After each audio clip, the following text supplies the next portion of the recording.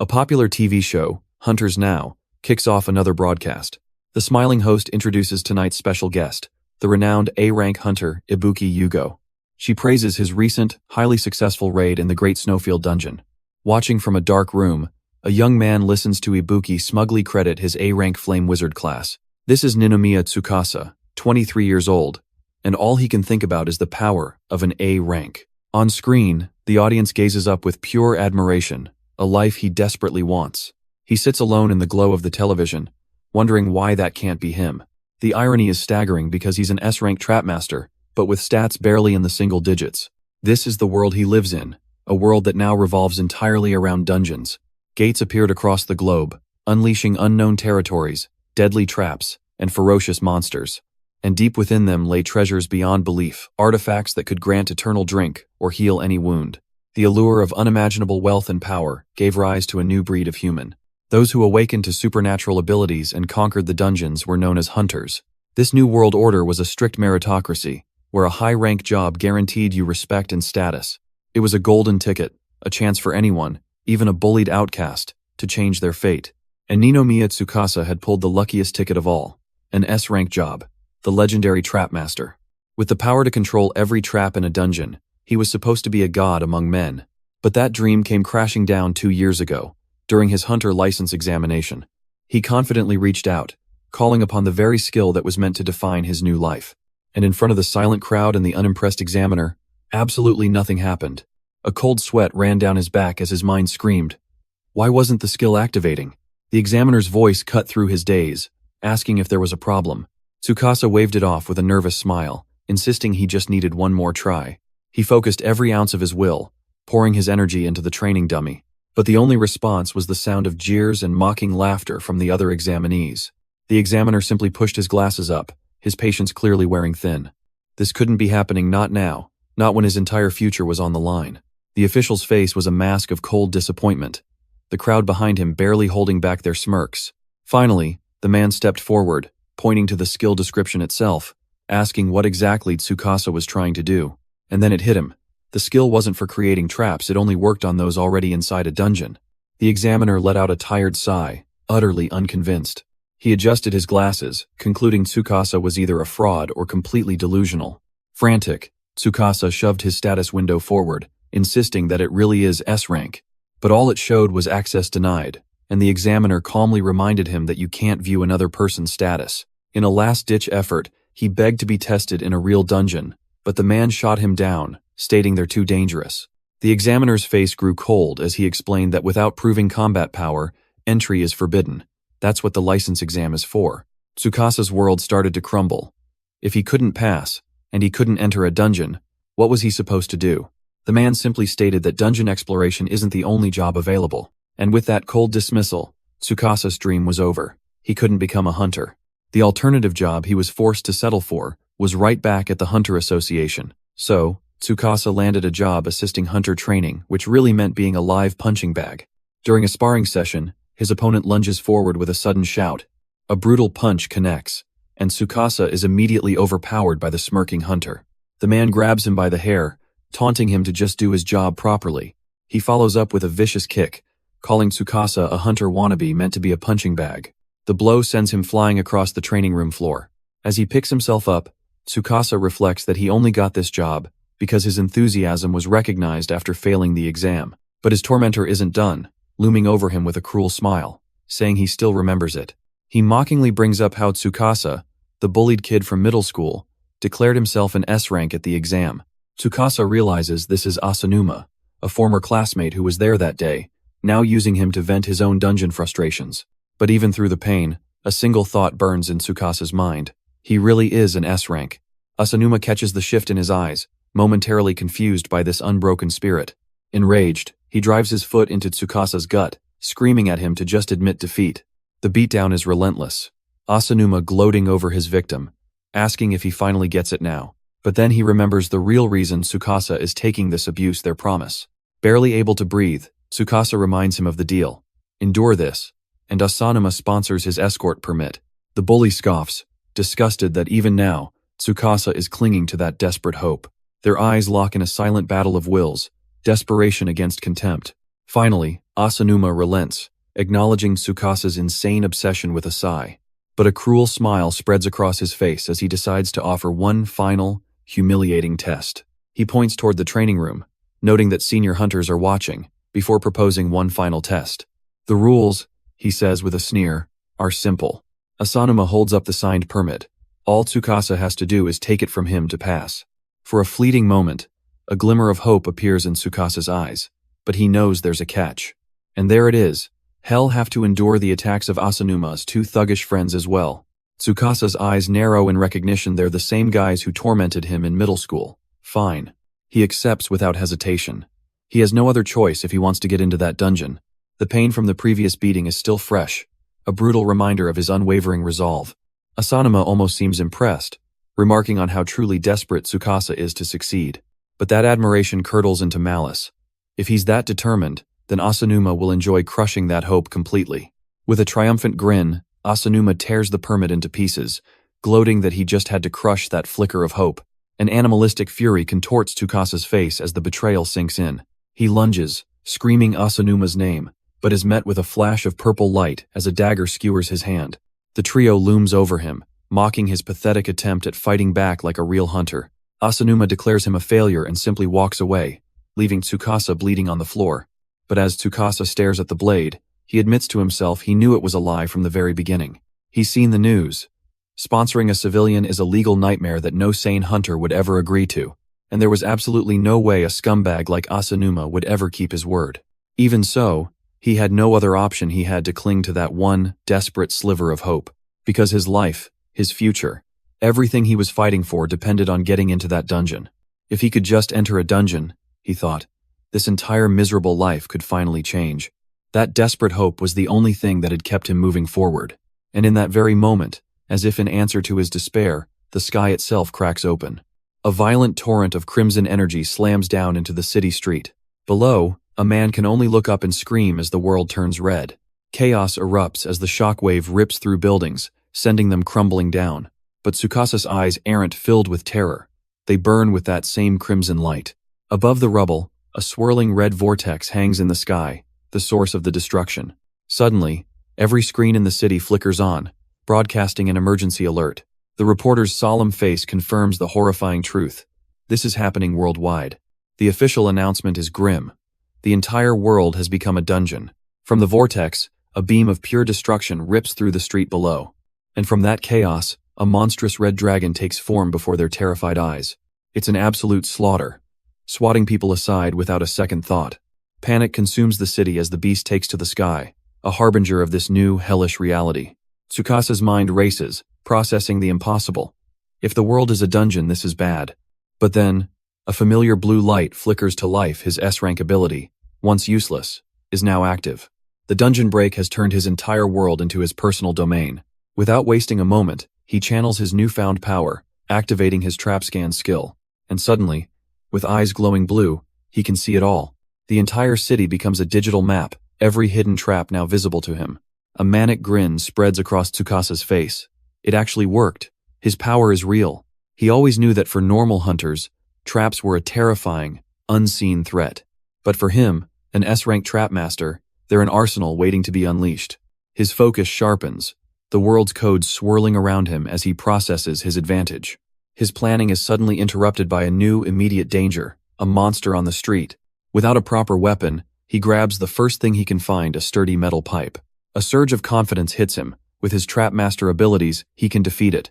But the armored beast is gaining on a terrified mother and her child, their escape narrowing. In a heart-stopping moment, the little boy trips, falling right in the monster's path. The boy screams for his mom, his world shattering as she turns back in utter horror. The armored beast looms over him, a soulless executioner ready to claim its prize. Its massive blade glows with a dark, malevolent energy as it swings down for the kill. But in a flash of sparks, a simple metal pipe intercepts the deadly blow. It's Tsukasa, gritting his teeth, holding the line and challenging the monster head-on. A confident smirk spreads across his face. This was all part of his plan. The monster retaliates with a furious swing, but Tsukasa is already moving, leaping back with flawless timing, drawing the beast exactly where he wants it. Because that pipe wasn't just a weapon, it was the trigger for his trap. The monster looks down, realizing too late it's been perfectly lured into the S-rank hunter's web. Tsukasa calmly watches the beast, knowing it's standing right on its own grave. With a wicked grin, he mentally pulls the trigger, activating the trap right beneath it. A brilliant blue magic circle erupts from the ground, the discarded pipe glowing as its core. In an instant, a torrent of razor-sharp energy blades surges upwards from the sigil. The Iron Axe pitfall trap activates, impaling the monster from below with dozens of spectral weapons. With a wet crunch, the armored beast is torn to shreds, its reign of terror ending in a bloody explosion. This is his way of fighting, no grandstanding, just pure, unadulterated tactical annihilation. In the aftermath, the young boy Takeru and his mother cling to each other, safe at last. Tsukasa gives them a reassuring smile, glad that his intervention saved them. But his expression hardens as he recalls the data a monster this strong shouldn't be here alone. But his hunter's intuition screams that the danger is far from over. The renewed cries of the mother and child confirm his worst fears. Just as he thought, a whole squad of them emerges from the ruins, and he has no time to fight them one by one. He decides it's time to try a new skill, remotely triggering a trap with a simple gesture. In an instant, glowing blue glyphs materialize on the monsters, binding them in place. Tsukasa channels his power, unleashing the full, crushing force of the trap he laid. The armored beasts are pummeled by an invisible force, unable to resist his calculated assault. A system window pops up. He just discovered he can force-activate traps remotely by consuming magic power. His rock's fall-down trap leaves nothing behind but pulverized armor and stone. He levels up, his skills grow stronger, and with this newfound power, he knows he has what it takes to survive. The dust settles, and a group of terrified civilians emerges, one of whom immediately asks if Tsukasa caused that rock slide. Panic takes over as they plead with him, assuming he's a skilled hunter who can lead them out of this hellscape. Tsukasa calmly explains that while he's no official hunter, their first priority must be finding a safe area. Every dungeon has a sanctuary, a pocket of peace where no traps or monsters can ever reach. But finding such a place is a needle in a haystack, normally requiring a massive, well-equipped survey team. The civilians' faces fall, knowing they have no such luxury, but Tsukasa just smiles, saying it's no problem at all. He kneels down, placing a hand on the ground as a mysterious blue light begins to glow, confusing the survivors. And in that moment, he realizes the true potential of his trap scan. If he can find where traps aren't, he can find the safe zone. Standing up, he points the way forward with absolute certainty. The safe area is at Higashikawa Park. All they have to do is follow him, that is, he adds with a smirk, if they're willing to trust his skill.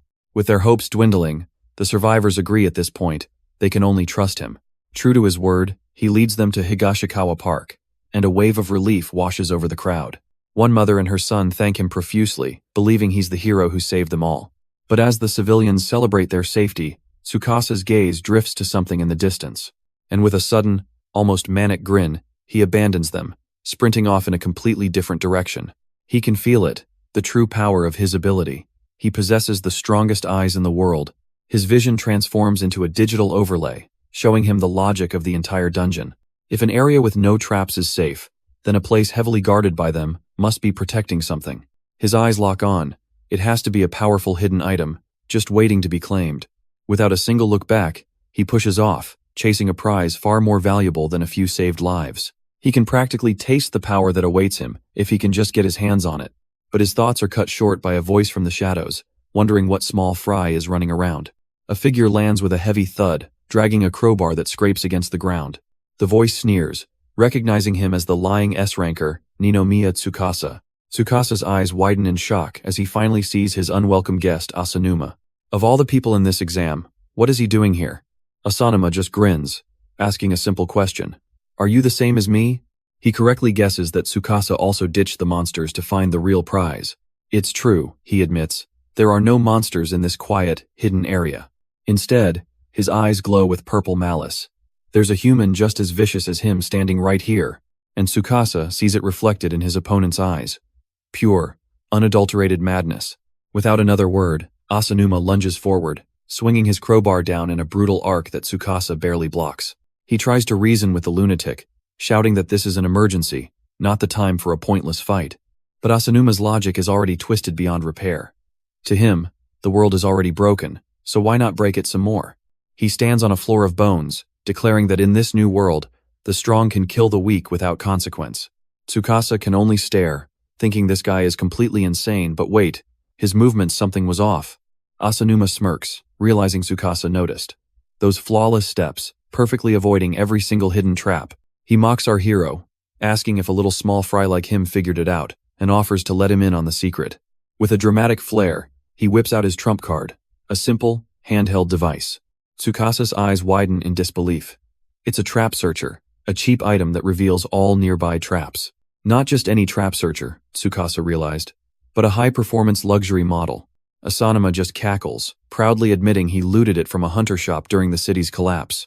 With his arms spread wide, he declares himself invincible, knowing the location of every single trap. Tsukasa's eyes harden.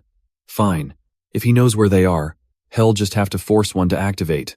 The fool glances up, a smug idea forming to trigger the trap above him himself. But Tsukasa is faster, his skill overriding the dungeon's normal sequence. Asanuma's smirk finally vanishes as heavy metal plates begin raining down from the ceiling. The steel squall trap activates, slamming into the arrogant hunter, who thought he had the perfect counter. With a flick of his wrist, Tsukasa turns his own dungeon against the invader. A small, relieved smile crosses his face. He got him, but Tsukasa's relief is cut short as a flash of purple energy erupts from the downed hunter. His eyes narrow with a cold, unsettling feeling that wasn't a normal reaction. Asanuma rises, completely unscathed, mocking the pathetic trap that just hit him. He smirks, remembering how Tsukasa blabbered on about some special activation skill. Tsukasa's mind races, replaying the moment of impact that spark on his back, an invisible guard. A rare defensive item that deploys a special barrier, capable of stopping fatal attacks multiple times. Asanuma just laughs, confirming his suspicions without saying a word. He proudly reveals he looted a gear shop during the chaos, showing off his new prize. With a trap searcher and an invisible guard, he feels he can finally join the ranks of the truly powerful. Declaring himself on a different level, he lunges forward, smashing his fist straight through Tsukasa's stomach. But just as Asanuma gloats, he's sent stumbling back from a powerful kick. The attacker is none other than Ibuki Yugo, who gets accused of a cowardly sneak attack. Enraged, Asanuma lunges forward, reminding Ibuki of his place with a vicious strike. He slams Ibuki to the ground, lecturing him on his personal theory of putting people down first. This, he declares with a twisted grin, is the glorious beginning of his own legend. Ibuki spits blood, thinking of all the times he was mistreated just for being a D rank. Asanuma rants about his true power, convinced he's destined for high-level dungeons. Watching his friend get pummeled, Tsukasa knows if he doesn't act now, they're both dead. He forces himself to focus, slamming his hand down to unleash a brilliant blue light. Trap activation! A spiky ball materializes in the air, but Asanuma just smirks, calling the move pathetically obvious. But Asanuma is already a step ahead, his eyes glowing with the promise of future glory. He effortlessly weaves through the incoming traps, laughing like a madman. Tsukasa watches, his heart sinking. It's no use. Asanuma can see every single move he makes. Even worse, he realizes with dawning horror. Would the traps even break through his defenses? He's completely out of moves until a sudden notification screen pops into his vision. The system alerts him that his repeated use of the skill has leveled it up, unlocking something new. A new skill appears, trap creation, the ability to generate entirely new traps from scratch. Asanuma, bored of waiting, snaps at him to stop stalling. He scoffs at Tsukasa's strange new stance, completely oblivious to the crackling purple energy forming in his hand. Tsukasa just smiles, reminding him of his own words about starting things with a punch to the gut. With a roar, Tsukasa declares that this one is all for him. He channels the unknown energy, focusing it into his hands. This is it, the debut of his new skill, trap creation. Purple lightning erupts from the ground, directly beneath his opponent. Asanuma freezes in disbelief. How is there a trap there? It's impossible. He knows none of Tsukasa's items could do this.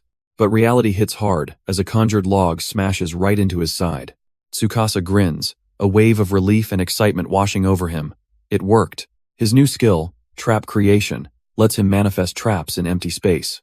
And with this power, he knows he can win this fight. Asanuma scrambles backward, his mind reeling in pure disbelief. Creating traps from nothing, it's impossible for trash like Tsukasa. But Tsukasa just looks down on him, coolly stating that they are not the same. He is an S-rank trap master. A smirk plays on his lips as he gathers crackling purple energy, declaring that this power is exactly why he can do it. He thrusts his hand forward, unleashing the full force of his new skill. Trap creation. A complex magic circle materializes instantly, engulfing Asanuma in its brilliant purple light. and from the center of that grand display, a simple wooden bucket falls from above. It lands with a hollow thud, leaving Asanuma utterly bewildered. A bucket? Was that it? Tsukasa clicks his tongue in slight disappointment. It seems this is all his current power level can manage. He realizes that creating truly devastating, large-scale traps requires far more magical energy. Asanuma's confusion turns to mocking laughter. If this pathetic little trick is Tsukasa's limit, then he has nothing to fear at all. But Tsukasa just smirks, explaining the bucket was never meant to hit him. It was a distraction. Still on the floor, Asanuma glances down, utterly confused by the cryptic warning. His hand suddenly brushes against a hidden magic circle, which flares to life with menacing red light. The horrifying realization dawns on him he'd been sitting in a preset trap this whole time. So that pathetic bucket was just bait, a clever feint to lure him right into this position. Before he can react, a second, more powerful energy crackles violently in the air before him.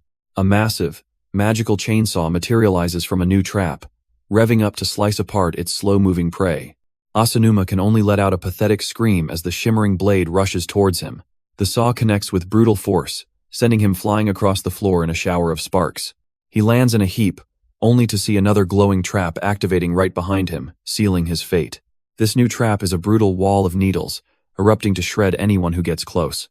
Asanuma can only grunt in pain, the sheer force of the assault pushing him back. Not another one. He's being systematically herded like livestock. His panic spikes as he feels his defensive skill, his invisible guard, begin to fracture. And that arrogant smirk is finally wiped from his face, replaced with pure, unadulterated terror. He desperately pivots to escape, but his path is blocked by yet another glowing red seal. Before he can react, a cage of lightning flashes into existence, electrocuting him mercilessly. The shock is too much, and his legs buckle, sending him crashing to his knees. He's at his absolute limit. He knows that just one more hit will finish him, and as he collapses, his hands land squarely on the next waiting trap, the final nail in his coffin. The final trap springs, wrapping him in unbreakable chains that seal his resistance completely. Asanuma can only stare in horror as Tsukasa casually approaches, asking if he really didn't notice. With a chilling smile, Tsukasa explains that this whole room was a meticulously designed trap combo. And now, perfectly immobilized, Asanuma is set up for the grand finale. A massive, ethereal ballista materializes in the air, aimed directly at him. His cocky attitude shatters, replaced by a desperate scream for someone, anyone, to save him. But Tsukasa simply watches, his bloodthirsty hunting ballista locked onto its target. Asanuma can feel it in his bones his guard won't hold. He's about to be pierced straight through. In his final moment, he sees his defenses crack and splinter against the incoming bolt. The impact is absolute, blasting him away in a flash of light, his hunt over. The bolt slams into the ground, not hitting Asanuma, but shattering the very source of his confidence. He lies there, unconscious and foaming at the mouth. The arrow may have missed, but the fight is over. Tsukasa stands over the wreckage, noting that the guard generator finally broke under the strain of his traps. He crushes the last of Asanuma's gear under his heel, a final insult to the man who couldn't handle his game. It was a simple miscalculation, wasting his item's power on the wrong traps, leading to his pathetic defeat. And now, with the room cleared, the dungeon's true secret begins to reveal itself. A brilliant light shines through a crack in the wall, the very thing all those deadly traps were meant to protect. Tsukasa walks towards it, his heart pounding. This is the prize he's been searching for. Peeking through the shattered rock, his eyes widen in triumph. He's found it. The reward for his genius, an ultra-rare, S-rank hidden treasure chest. Hidden dungeon items are the ultimate game changers, treasures so rare, few ever lay eyes on them. And the value they hold is legendary, enough to instantly transform the power of whoever claims them. As Tsukasa opens the chest, a torrent of pure magical energy erupts and washes over him. He's lifted off his feet, his body becoming a vessel for this overwhelming power. The system confirms it, a massive magic power-up, finally fixing the one flaw that held him back. He obtains the Orb of the Archmage, and his magic power stat skyrockets from a paltry 7 to 27. A confident smirk spreads across his face. With this, he can finally create truly powerful traps. So, it's time for a little field test, and a new weapon materializes for the occasion. His opponents this time. A swarm of massive, menacing insectoid monsters. But Tsukasa is unfazed. Surrounded by their shadowy forms, he simply sees a worthy challenge. With his newfound mana, Tsukasa thrusts his hand forward and declares the start of the show. Trap creation. An instant death trap, Inferno Burner, ignites the entire area, engulfing the insects in a sea of flames. He watches the carnage with a satisfied smirk. So this is the true power of the Archmage's orb, but just as he's taking it all in, he senses footsteps approaching through the blaze. Two men arrive, their jaws practically on the floor as they stare at the completely incinerated monster remains. This kind of overwhelming firepower, they wonder if a legendary S-rank hunter is operating nearby. From the shadows, Tsukasa recognizes them as the Hunter Association's defense force, likely here for evacuation. But their leader quickly shuts them down, yelling that they need to stop staring and get to the baseball stadium. He reveals the real plan. The main unit has located the area boss, and they're going in with everything they've got. Tsukasa's eyes sharpen at the news. The area boss things just got a whole lot more interesting. Tsukasa recalls the nature of an area boss, the pinnacle of a dungeon's monsters. Defeating one has a massive payoff. All other monsters in the area vanish instantly. He realizes that rule must still apply, watching the defense force members sprint away. They're in a panic, yelling that the battle at the stadium has already started without them. A smirk creeps across Tsukasa's face. An area boss is a spectacle he simply can't miss. Meanwhile, at the stadium, the battle is already a scene of pure chaos. Hulking, armored monsters are pouring onto the field, their presence terrifying. The hunters there are locked in a desperate struggle, barely holding their ground. One of the squad leaders yells at his team not to get bogged down by these small fries. But a young female hunter watches in horror, knowing that for low-rankers like her, these monsters are already an impossible challenge. Her eyes widen in horror as she realizes if these were the minions, then the area boss must be. But before she can finish the thought, a deafening tremor shakes the entire arena. The stadium's massive roof suddenly shatters from a force outside. From the newly formed hole, a monstrous maw opens wide, charging a cataclysmic energy blast. A scorching heat ray incinerates the battlefield, forcing the hunters to scatter and run for their lives. The survivors can only stare, dumbfounded by the sheer power and impossible range of the attack. They're completely out of their league. This is a level of threat they were never prepared for. A squad leader screams for everyone to evacuate. Immediately the stadium is collapsing and the boss has arrived. Through the smoke and debris, a massive, demonic wing unfurls, revealing the true enemy. With all semblance of a plan gone, the hunters flee in a desperate, chaotic retreat. The beast's claw slams down with catastrophic force, shattering the ground beneath. A hunter screams for her fallen senior, his body broken in the rubble. They are utterly insignificant, like ants beneath the shadow of a god. From the flames, its crimson eyes glare down, promising only more destruction. The horrifying realization dawns on her, they are no match for this thing at all. This is the true power of an area boss, an absolute ruler of its domain. But elsewhere, Ninomiya Tsukasa spots his target, a different monster entirely. He scoffs, telling the real area boss to just wait right there for him. A predator's grin spreads across his face as he promises to set a little death trap. And with that, our trap master sprints off to hunt the true king of this city. He clutches his glowing card, his mind singularly focused on one goal. He will end this citywide nightmare himself, using the unique power of the trap master. Meanwhile, back at the stadium, the A-rank wizard Ibuki Yugo confronts the decoy boss head-on. But the beast is an absolute monster, crushing hunters and shrugging off their attacks. In a desperate move, a hunter leader screams for the artillery squad to fire everything they have. A massive volley of flaming arrows slams into the dragon, bathing it in a fiery explosion. For one fleeting second, the hunters dare to hope did they actually damage it.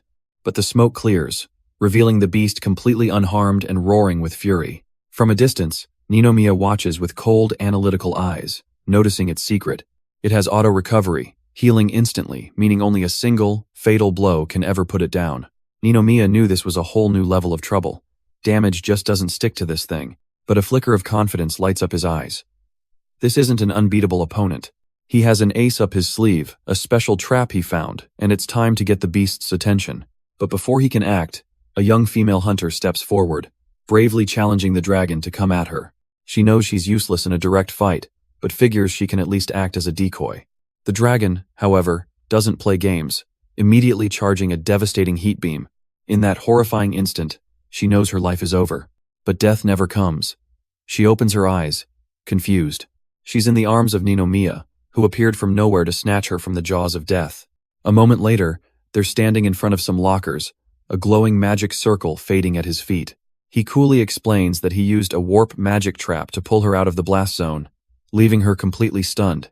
The trap in question is a hazard warp, a dungeon anomaly that usually spells doom for any unlucky hunter. But for a true trap master, even a chaotic glitch can be weaponized for a perfect, life-saving maneuver. Back in the locker room, she demands to know who he is, but he casually dismisses her, having no time to explain. Instead, he gives her a simple order. Get on her radio and pass along a message. She is to inform all squads that a certain hunter will now engage the area boss alone and drag it into the city. She jumps to her feet in horror. Luring it into the city is insane. They did the opposite to prevent casualties, but he's already walking out, assuring her the civilian evacuation is complete before she can even protest. Left alone, the young hunter can only stare, trying to process the absolute madness of his plan.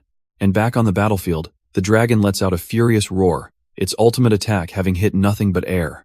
On the ground, the remaining hunters are falling one by one, a comrade rushing to his injured friend's side. He lifts his companion, overcome with despair.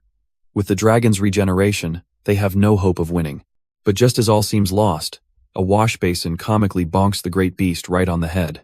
The dragon freezes, confused, as a system message confirms the attack was designed purely for humiliation. And stepping out of the shadows is Ninomiya Tsukasa, calling out to the monster to get its attention. With a wild grin, he taunts the beast, challenging the so-called king to a proper one-on-one fight.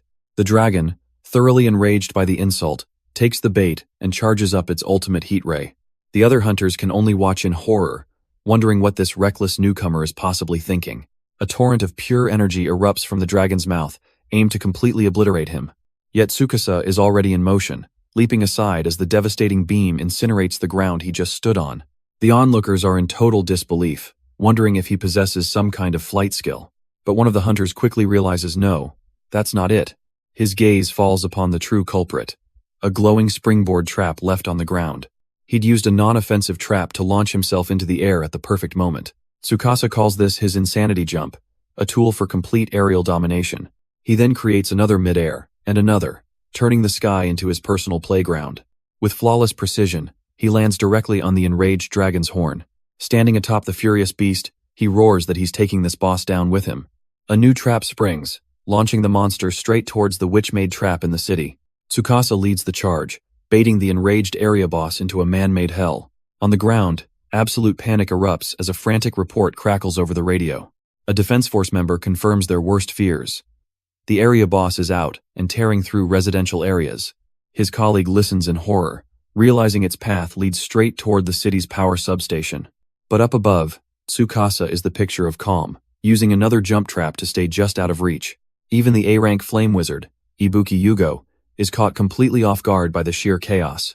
The hunter examiner can only watch from below, his jaw slack with disbelief at the unfolding spectacle. Tsukasa, however, is already on to the next step, creating a new trap to drag the beast exactly where he needs it. He lands smoothly on a rooftop, confirming his warp was a complete success. The dragon is now at the substation, perfectly positioned for the grand finale. With a wicked grin, he prepares to unleash his full-course special. He slams his hand down, activating a complex, multi-stage trap creation. The area boss looks up, finding itself perfectly ensnared within a web of magic circles. The first stage begins as a heavy, weighted chain materializes from thin air. Massive, reinforced unbreakable chains erupt, wrapping around the beast to seal its movements.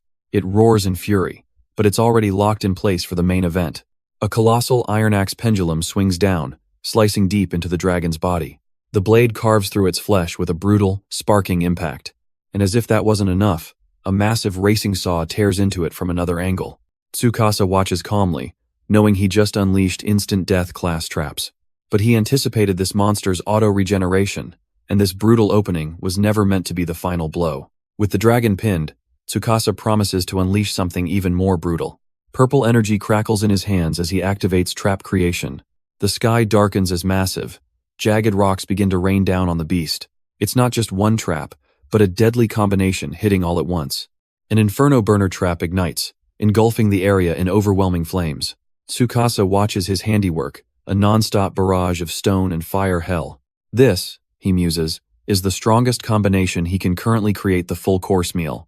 The entire point is to push the beast, to overwhelm its insane regeneration. And just as planned, the cornered dragon seeks an escape into the open sky. Tsukasa grins, knowing he just baited it perfectly into his massive final setup. With a triumphant shout, he activates the trap he'd laid in the sky. The dragon flies right into the epicenter as the heavens themselves begin to glow. A massive thunderbolt spear materializes, crackling with raw power as it targets its flying prey. The bolt of pure lightning slams into the beast, shocking its entire colossal frame. This, Tsukasa reveals, is the lightning spear trap, the most powerful offensive trap in the area. He's known about this potential ever since he first scanned the dungeon, a trump card waiting to be played. But the spear is just the beginning. A swarm of crimson-bladed traps erupts, tearing into the paralyzed dragon.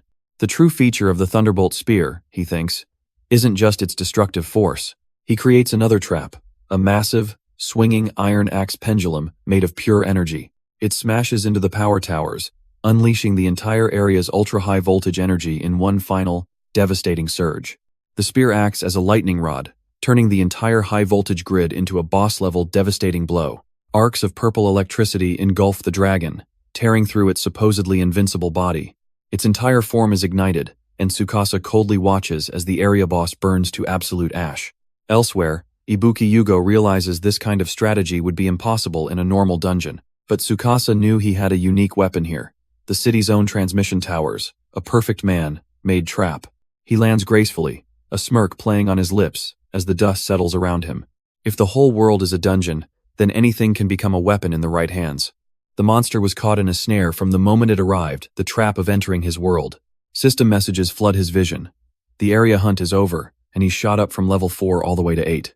He feels the power coursing through him, realizing he just cleared an entire zone by himself. This power is the real deal. He remembers the last 2 years of darkness, enduring relentless torment from Asanuma. He spent countless nights studying dungeons he couldn't even enter, feeling like a failure. His family worried constantly, pleading with him not to push himself into such a dangerous world. He could only apologize, because despite everything, he refused to give up on his dream. Ever since that day, when he was branded an outcast, he had been completely alone. But in the present, as the area boss vanishes, every last monster in the city turns to dust. The threat is gone. And with a firm step, Tsukasa walks toward his next objective. With this new power coursing through him, his mind is clear, his next goal set. He arrives at the Hunter Association's communication base, which had gone completely dark. The dungeon break had severed all contact with the outside world, and he's here to fix it. Now that the dungeon is cleared, he's certain the communication satellites can be used again. He finds the door to the comms room, locked tight by an electronic keypad. Not a problem for him. He calmly channels his power, preparing a new kind of trap. A crackle of purple energy and a quick utility stun is all it takes to short the lock. With a silent apology for the property damage, he pushes the door open. He steps into the heart of the Hunter Association's command center. A quick survey of the room reveals good news. The machinery seems to be working just fine.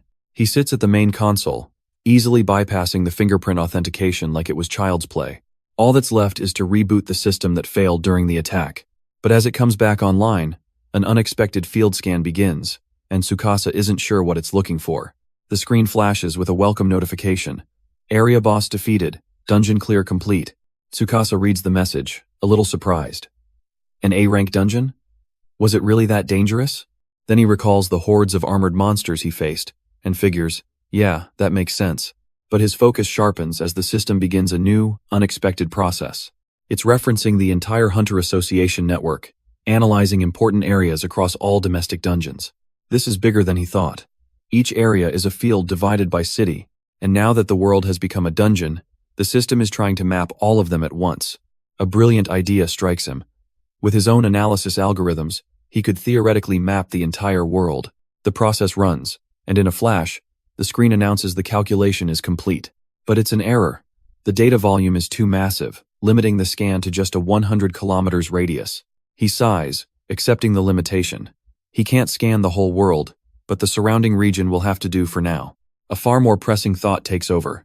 His mother and sister, living apart from him in this new hellscape. He just has to know what's happening where they live, frantically typing to pull up their area's danger level. He turns to his wall of monitors, bracing himself for the results. The data starts streaming in, and his heart sinks as the first few reports appear. His eyes widen in disbelief. Every single area within his scan range is a high-difficulty level A zone. A horrifying image flashes through his mind. Entire cities already fallen, a state of total destruction. But wait, he catches something on the screen, a signal that doesn't make sense. They aren't wiped out. One of the level A zones, Suggetate area, has a new status. Clear complete. And it's not just one another. Level A zone is marked clear complete. He realizes communication is being restored in multiple areas, meaning others have already defeated their area bosses. So he wasn't the only one. Across the country, other high-level hunters have already begun the counterattack. Tsukasa leans in, stunned by just how many monster-infested areas have already been wiped out. Had almost forgotten there are other skilled S-rank hunters out there, and they're clearly not sitting idle. But a sudden thought cuts through his analysis, his expression turning serious. The grand strategy doesn't matter right now. He has to check on his family, specifically his mom in Sugidatsu Ward. A wave of relief hits him as the system confirms the connection is restored, the dungeons there have been cleared. With a confident smile, he picks up his phone, believing the network is stable enough to finally reach her. But on a desolate, burning street, a lone phone rings unanswered amidst the wreckage. The call finally connects, and Tsukasa frantically asks his mom about the situation. She confirms hunters have secured her area, but her voice is laced with worry for him. He brushes it aside, relieved she's safe, before immediately asking about his sister, Shiori. His mother's expression darkens. She says she only managed to get through to her once. But the call dropped almost instantly due to signal interference, leaving Tsukasa hanging in suspense. He quickly ends the call, telling his mom not to move from her safe location. With his mother's safety confirmed, his entire focus shifts to Shiori. He remembers she's in her high school dorm in the West Ward and furiously starts searching for information. The results flash on screen, confirming his fears. The West Ward dungeon is still uncleared. Just as he thought, but his eyes catch a strange detail. A special report from local hunters. The report claims reinforcements have arrived and the crisis is over, yet the area boss is still active. Tsukasa stares at the screen, a knot of confusion tightening in his gut. The information is a flat-out contradiction. Suddenly, the feed cuts to a rugged-looking hunter who declares they are no longer puppets for the Hunter Association. Tsukasa's blood runs cold. This isn't an official transmission, someone has hijacked the entire network. The man on screen continues, announcing that the citizens of the West Ward are founding their own independent nation. The West Ward Shiori's district. A wave of panic crashes over him as the gravity of the situation sinks in. But before he can fully process it, a loud crack from behind whips his attention away from the screen. The lock on his control room door has been completely destroyed. Someone is breaking in. Annoyed at the interruption, Tsukasa scoffs. So much for gathering intel. He instantly begins creating a trap. Outside, on the rooftop of the communication base, his silent, deadly traps already lie in wait. A complex purple glyph flares into existence on the rooftop, a silent welcome for his uninvited guests. The confusion jump trap activates, instantly flinging one of the intruders to a random location. Tsukasa, having just escaped himself, leans against a railing, drained and panting from the effort. His magic capacity may have increased thanks to that rare item, but creating traps consumes a ton of mana, and the area boss fight left his reserves completely empty. Looking out at the burning city, he knows with dawning frustration that he's still not strong enough. Suddenly, his phone starts to ring, cutting through the tense silence. His heart leaps into his throat. It's an incoming call from Shiori. He answers frantically, shouting her name into the phone, praying she's somehow safe. But all he can hear is static and her faint, broken voice asking if he can hear her. He desperately assures Shiori has okay, pleading to know if she's safe. Her voice crackles through the static, telling him she's fine and that he doesn't need to worry. But before she can finish, the line cuts out, leaving Tsukasa in stunned silence. A cold sweat runs down his neck. How could she possibly be safe when monsters are still tearing through the city? It all feels wrong, especially after that suspicious message from local hunters claiming the district was secure. He can't just stand by. Being out of mana is no excuse when her life could be on the line. With a surge of resolve, Tsukasa decides he has to see for himself, activating a teleportation trap to find her. Elsewhere, at a temporary hunter base, a massive crowd of civilians is being evacuated and organized.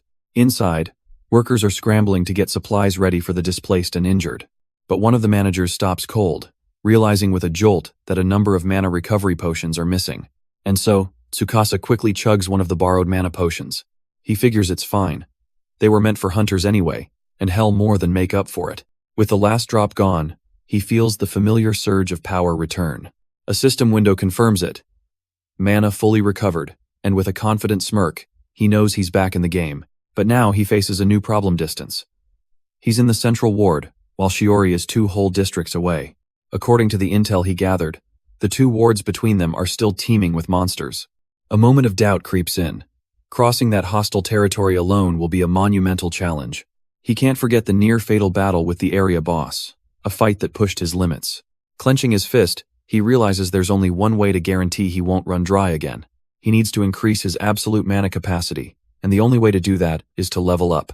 His mind is made up. From here on out, he'll push into Kawabe Ward and level up no matter what. He takes the first resolute step into the dangerous, unconquered territory.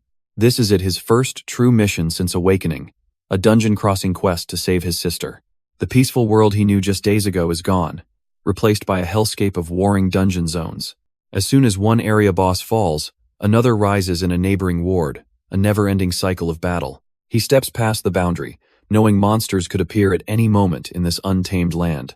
But before he can even find a monster, two other hunters notice his arrival. They approach with a friendly vibe, asking if he has any rare items to spare, claiming they're under-equipped. Ninomiya bluntly says no, and the hunters sigh, lamenting that everyone gives them the same answer. But their friendly charade vanishes as one reveals a set of sharp claws, and Ninomiya realizes he's found a different kind of predator. The clawed hunter smirks, announcing that if he won't give them up, they'll be taken by force. He lunges forward as his partner shouts, a warning that this is going to hurt. Ninomiya dodges effortlessly, though the attack is fast enough to leave a light scratch on his cheek. And in that moment, the reality of the situation hits him. These guys are bandits. They press their attack, leaping at him from two sides, confident in their numbers. But our boy isn't even flustered, calmly reaching out to activate his unique skill, trap creation.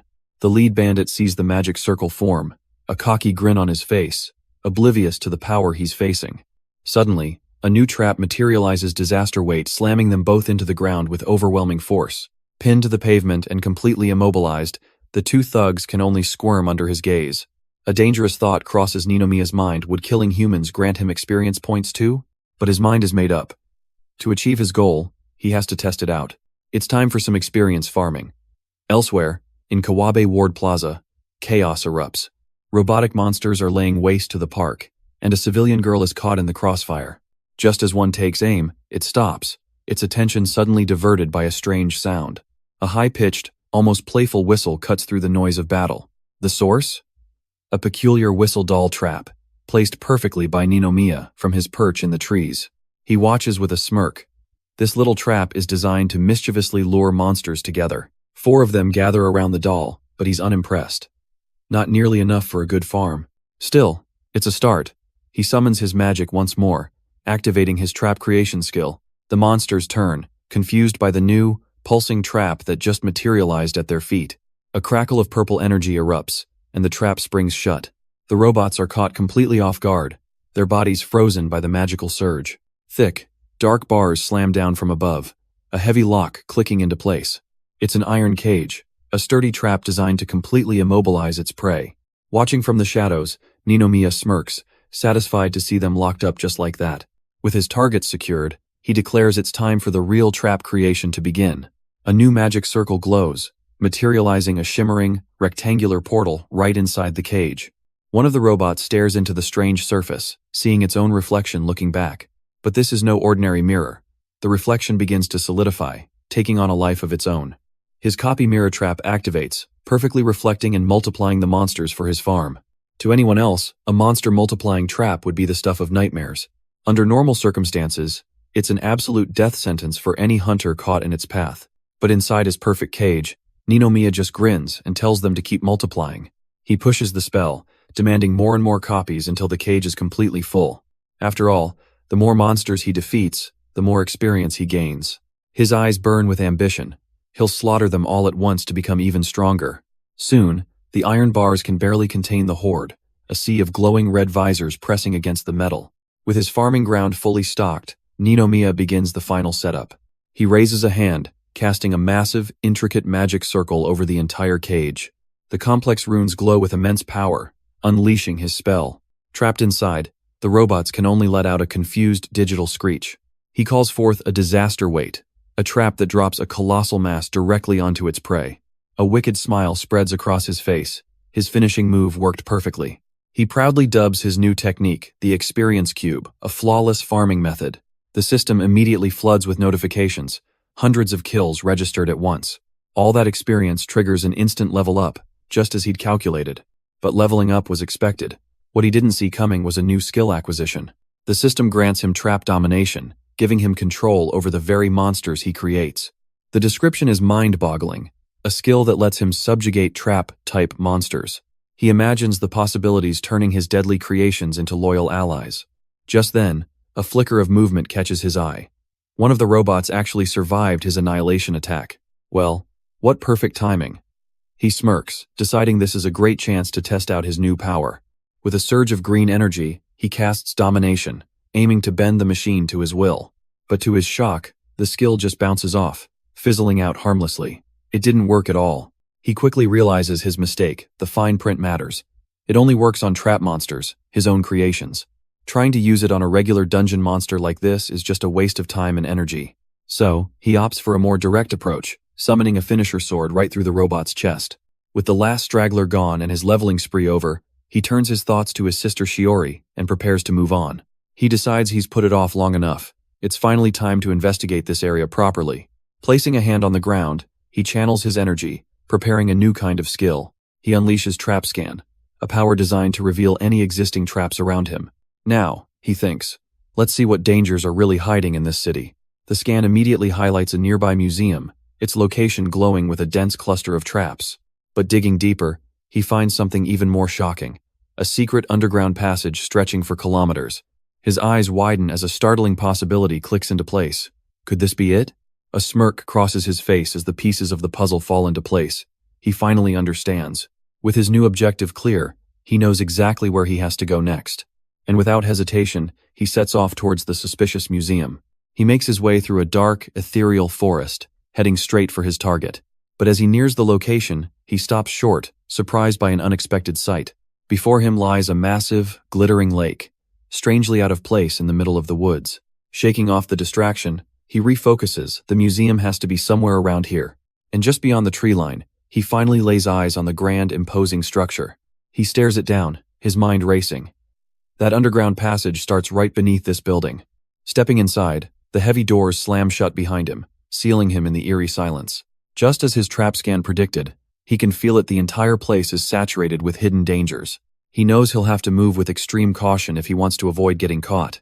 But then a smirk plays on his lips as he points at a nearby chest, telling it to stop hiding. He extends his hand, unleashing his unique and powerful skill, Trap Domination. A wave of energy washes over the chest, which lets out a surprised electronic squeal. Ninomiya watches, a slow grin spreading across his face as he realizes it actually worked. The chest's disguise shatters, revealing its true nature, a monster known as a mimic. These creatures are living traps, designed to lure in greedy adventurers with the promise of treasure. But for our S-rank trap master, its pathetic little disguise was obvious from the start. He pumps his fist, giddy with the success of his first ever monster domination. This creature is now his, a loyal ally to command and a powerful new asset. Or so he thinks, until the mimic suddenly erupts with a furious aura and lunges at him. He's sent flying across the room, completely blindsided by the vicious betrayal. He slams into the ground, the impact knocking the wind right out of him. Shaking off the daze, he glares at the creature, wondering what its problem is. But instead of another attack, the mimic suddenly puts on this bizarre, sparkly-eyed cute act. It then hops over and starts nuzzling against his leg, leaving Ninomiya absolutely speechless. He stares in disbelief. Was that attack just its way of showing affection? The little monster lets out another cheerful cry, batting its big, innocent-looking eyes. Ninomiya, however, is not buying it for a second, a bead of sweat running down his temple. A wry smile forms on his face. It's a creepy little thing, but it seems the domination was a success. Now that has confirmed his new skill works, it's time to proceed. He opens a hidden passage in the floor. He descends into the darkness, his strange, newly tamed mimic hopping right along behind him. He muses that this passage definitely wasn't part of the original building's design. It's a space created by the dungeon itself, and these things always have a purpose. For instance, a hidden shortcut to bypass the endless swarms of monsters on the surface. It's just a theory, of course, but he's really hoping his intuition isn't wrong this time. In exchange for speed, a path like this is almost certainly packed with serious danger. Before they proceed, he looks down at the creature, deciding mimic won't do for a name. With a slight smile, he kneels down, officially christening his new companion, Mimi. The little monster's eyes instantly light up, sparkling with pure, unadulterated joy. Mimi hops around excitedly, leaving Ninomiya baffled that it's this happy just to be named. Shaking it off, he picks up his new pet, warning Mimi to be ready for the dangerous road ahead. To his surprise, Mimi strikes a pose, as if bowing and pledging its loyalty. Ninomiya smirks, realizing his new pet is eager to help out. With a partner like this, what's to worry about? With his companion ready, he turns his attention to the large, ominous door ahead. But just as he reaches for the handle, he senses a powerful presence waiting on the other side. An imposing knight, crackling with a menacing purple aura, stands guard. Pushing through, Ninomiya finds himself in a torch-lit hall. The room is almost empty, save for a single, ornate statue of an armored knight. It looks suspiciously familiar, guarding the only other exit across the chamber. Undeterred, he strolls forward, Mimi hopping along right behind him. He approaches the statue with a calm, almost challenging gaze, knowing full well what kind of trap this is. His eyes narrow with focus. It's time to spring the trap. Sure enough, the statue cracks to life, swinging its massive sword as Ninomiya summons a purple barrier. The heavy blade crashes down, but his shield holds firm against the predictable first strike. Just as he thought a classic statue-type trap monster, a common dungeon gimmick. His scan had already confirmed a dangerous presence, so he was ready for it. He couldn't use domination while it was an object, so he had to force it to move, but his plan is cut short. A sudden, chilling presence appears directly behind him, catching him completely off guard. It's another night sleeker, faster, and its power is on an entirely different level. The first one was just bait. Sent flying, he desperately manifests an iron wall just in time to block the newcomer's assault. But the shield instantly begins to shatter. This thing, it's far too strong. The Silver Knight closes the distance in an instant, its presence overwhelming. But this isn't just raw speed, it's using skilled footwork to create random, unpredictable trajectories. His mind races, trying to decipher the enemy's pattern, and he realizes its goal. It's aiming for his blind spot. He throws up a diamond shield just in time to block the blow. But a direct fight is for fools. If this is a trap monster, he has the perfect counter. Leaping back, he unleashes his ultimate skill. Trap domination. Green energy engulfs the knight, a direct hit that should have ended the fight. But to his utter shock, it didn't work. The monster is completely unaffected. Was his power nullified? He glances at his mimic, trying to understand what went wrong. Then it hits him. His skill level is too low. Against a high-level trap, one shot just isn't enough. Fine. If one shot isn't enough to dominate the trap, he decides hell just have to keep hitting it.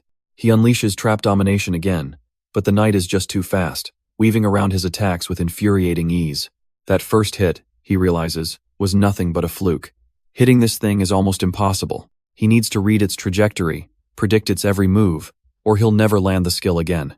Sweat drips down his face. There has to be a way, and then a desperate idea sparks. He can't hit a moving target, so he'll have to create a trap to flush it out. He slams his palm to the ground, activating trap creation just as the knight closes in for the kill. The monster raises its blade, ready to strike him down, only to be unceremoniously doused by a giant, summoned washtub full of water. The knight just stands there, dripping, completely and utterly unimpressed by the spectacle. The soggy knight is clearly not amused, retaliating with a furious slash that Ninomiya barely dodges. He scrambles back, catching his balance, his mind racing to find a solution. Yeah, he definitely made it angry. He has to admit, it was a pathetic joke of a trap. And now the monster is glowing, channeling its energy for another unstoppable charge. But as it moves, Ninomiya's eyes widen. That ridiculous water trap, it wasn't useless after all. Every step, every pivot, now leaves a shimmering trail of water on the dungeon floor. He can see it. He can finally read its movements, tracing the water trails to predict its path. Aiming for where it's going to be, he unleashes his skill, Trap Domination. The knight, blinded by rage and its own speed, dashes right into the crackling green field. And just like that, the untouchable foe is caught, ensnared in a web of pure energy. But this is just the beginning.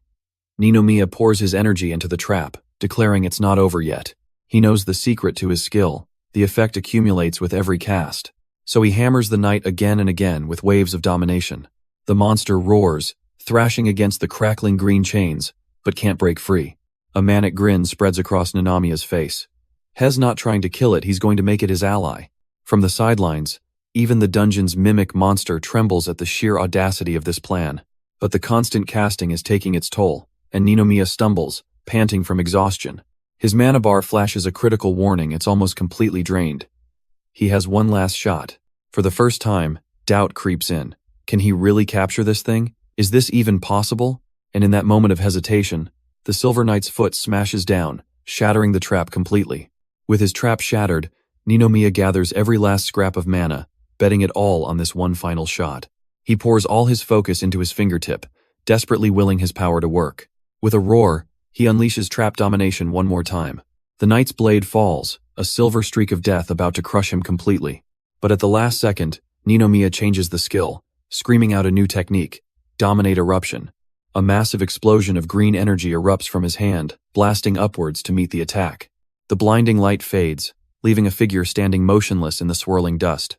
Ninomiya stares, panting, his mind racing. What just happened? The Silver Knight is frozen in place, its attack completely halted. He can't believe it. Did it actually work? And just like that, the suffocating killing intent emanating from the knight's blade vanishes. He looks down at the imposing shadow, a confident smirk spreading across his face. The domestication was a success. With a thunderous slam, the knight's glowing blade plunges into the stone floor. It drops to one knee before him, head bowed, and offers a sincere apology to its new master. Ninomiya can only stare, completely stunned. It can talk? He cautiously demands to know who, or what, this creature truly is. In response, the knight reaches for its helmet, the clasps clicking open. The cold steel is lifted away, revealing the face of a beautiful woman with flowing silver hair. She looks up at him, a sly, confident smile playing on her lips. He stands speechless, trying to process this impossible turn of events. She introduces herself as his nameless servant, asking him to grant her a name and keep her in his service.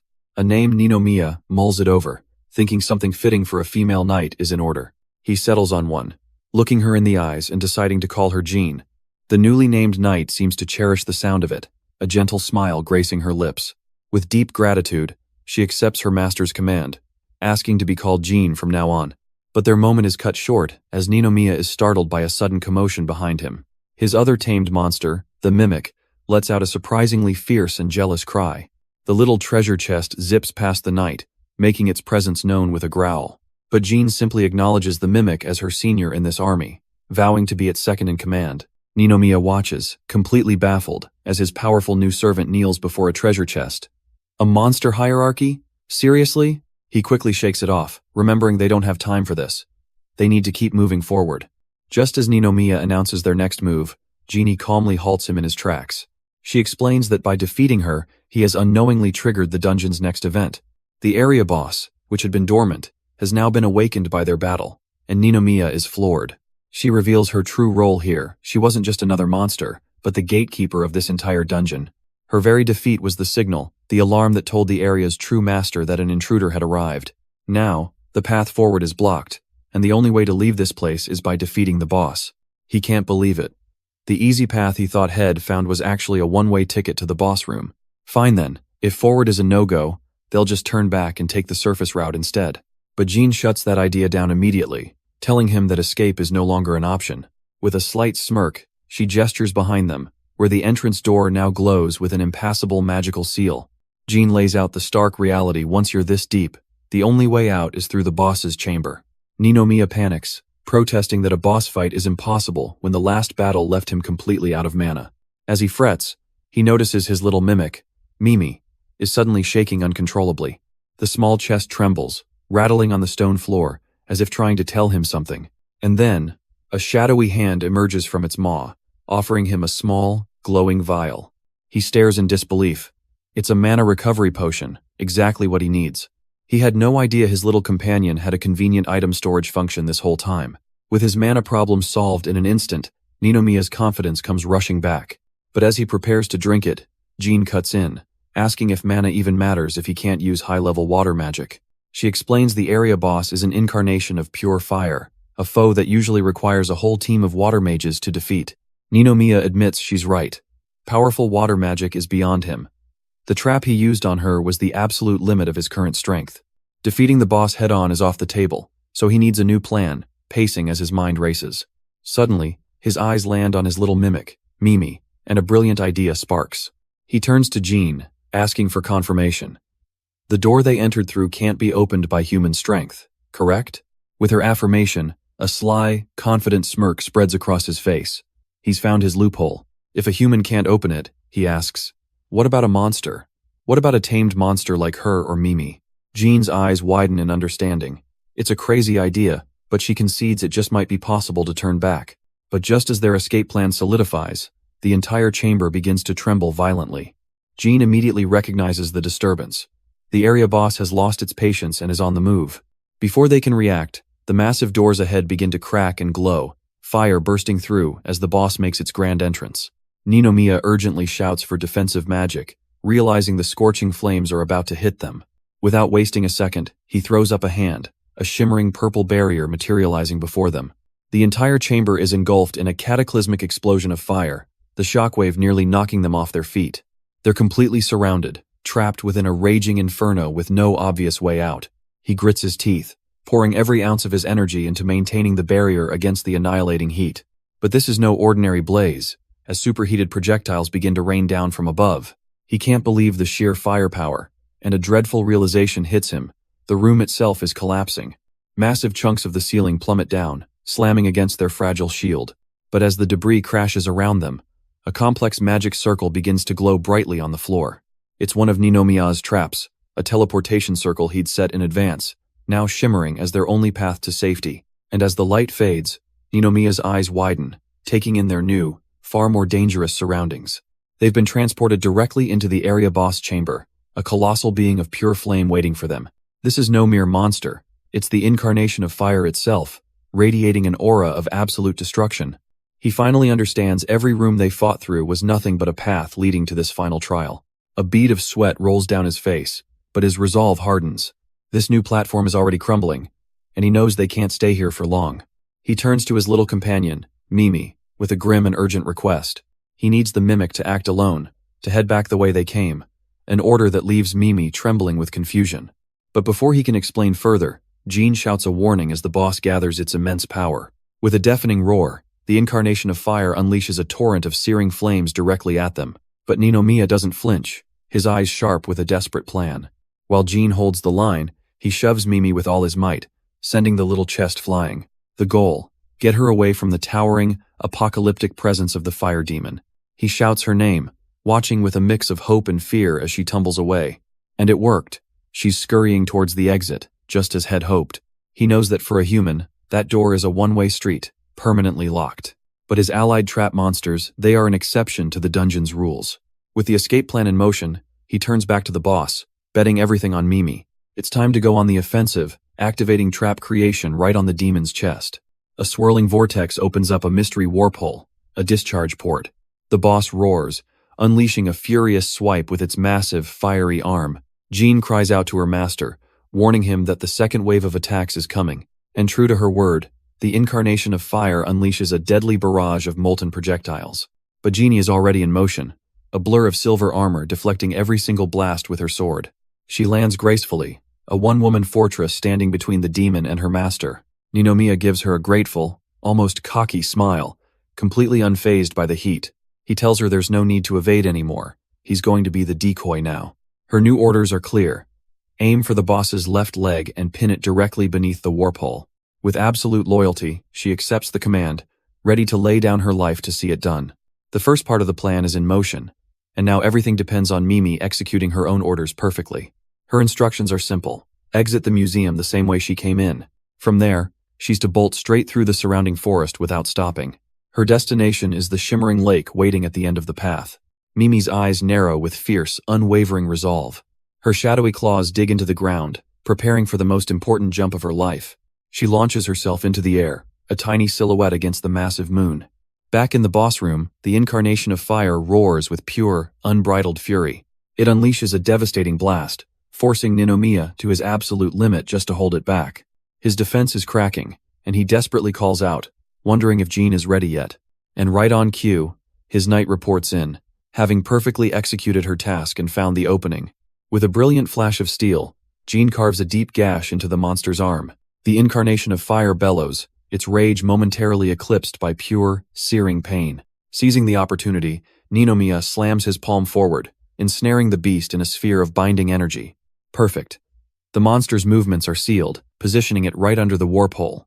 Now, everything depends on his little mimic, Mimi, who's reached her destination at the bottom of the lake. All she has to do is activate the special trap he planted inside her earlier.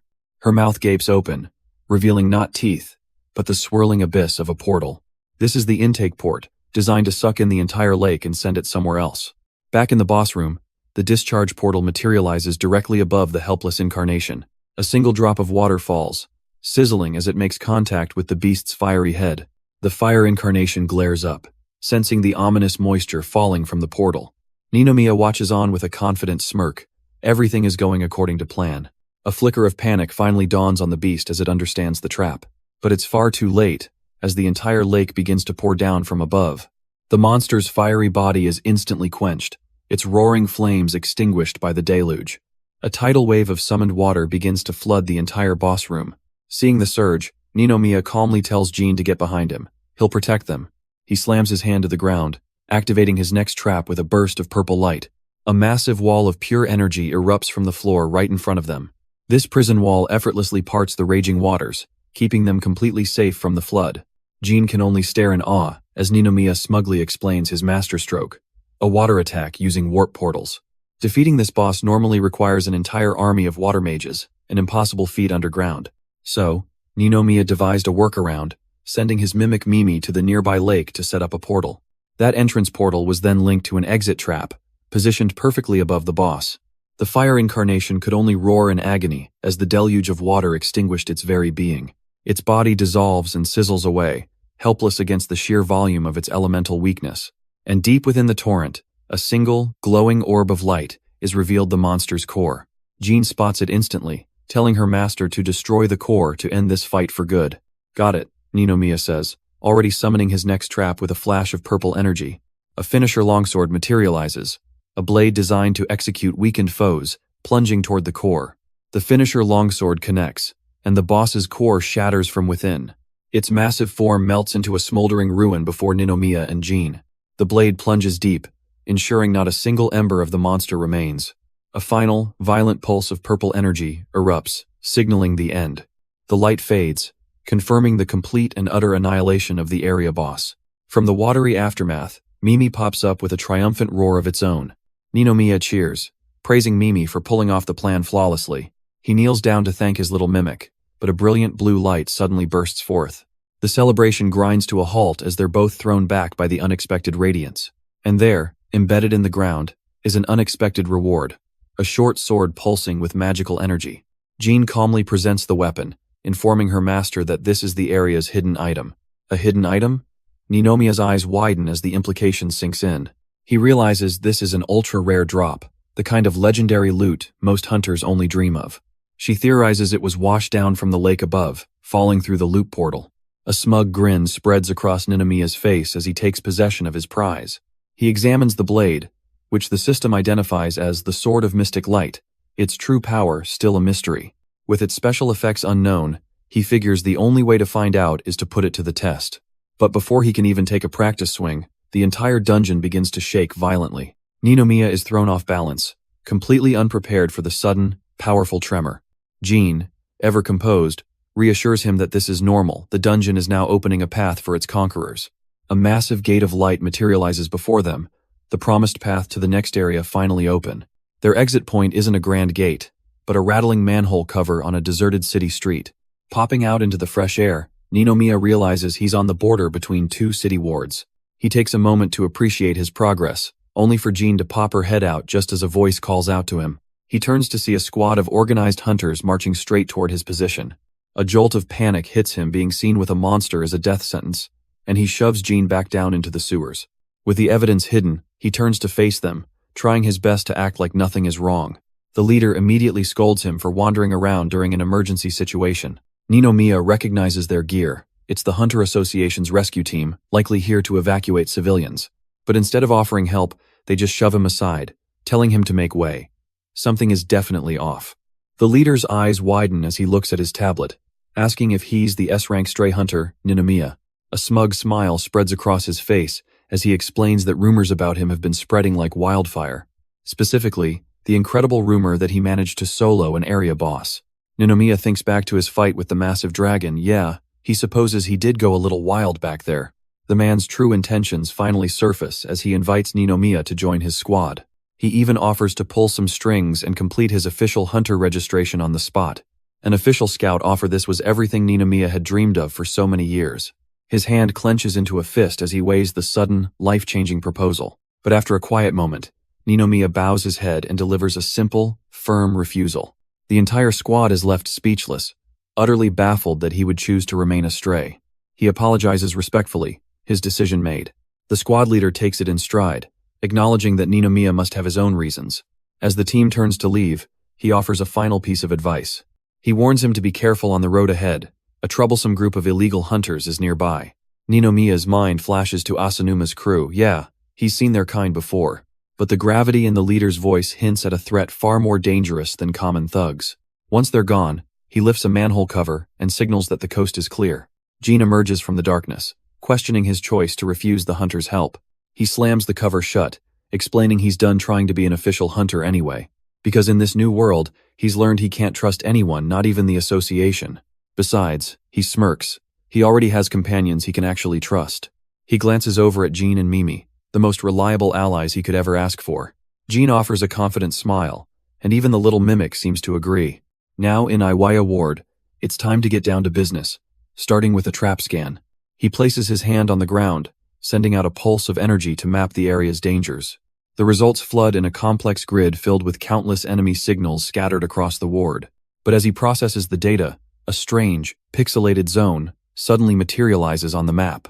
He jolts back in surprise. That's not supposed to happen. Staring into the holographic display, he tries to make sense of this bizarre anomaly. Following the strange signal, they finally arrive at the outskirts of the Iwatani district. The mysterious signal leads them straight to the entrance of an abandoned amusement park. He recalls the strange, pixelated mark on his scan, an anomaly too dangerous to just leave alone. He really needs to get to his sister, Shiori, and this feels like a major detour. But a threat this blatant simply can't be ignored. Hell, just take a quick look. As they walk, however, Mimi suddenly cries out, planting itself firmly on the ground. Tsukasa stops, sensing something is wrong just as the ground beneath them begins to rumble. A massive stone monument erupts from the earth, slamming into place right in their path.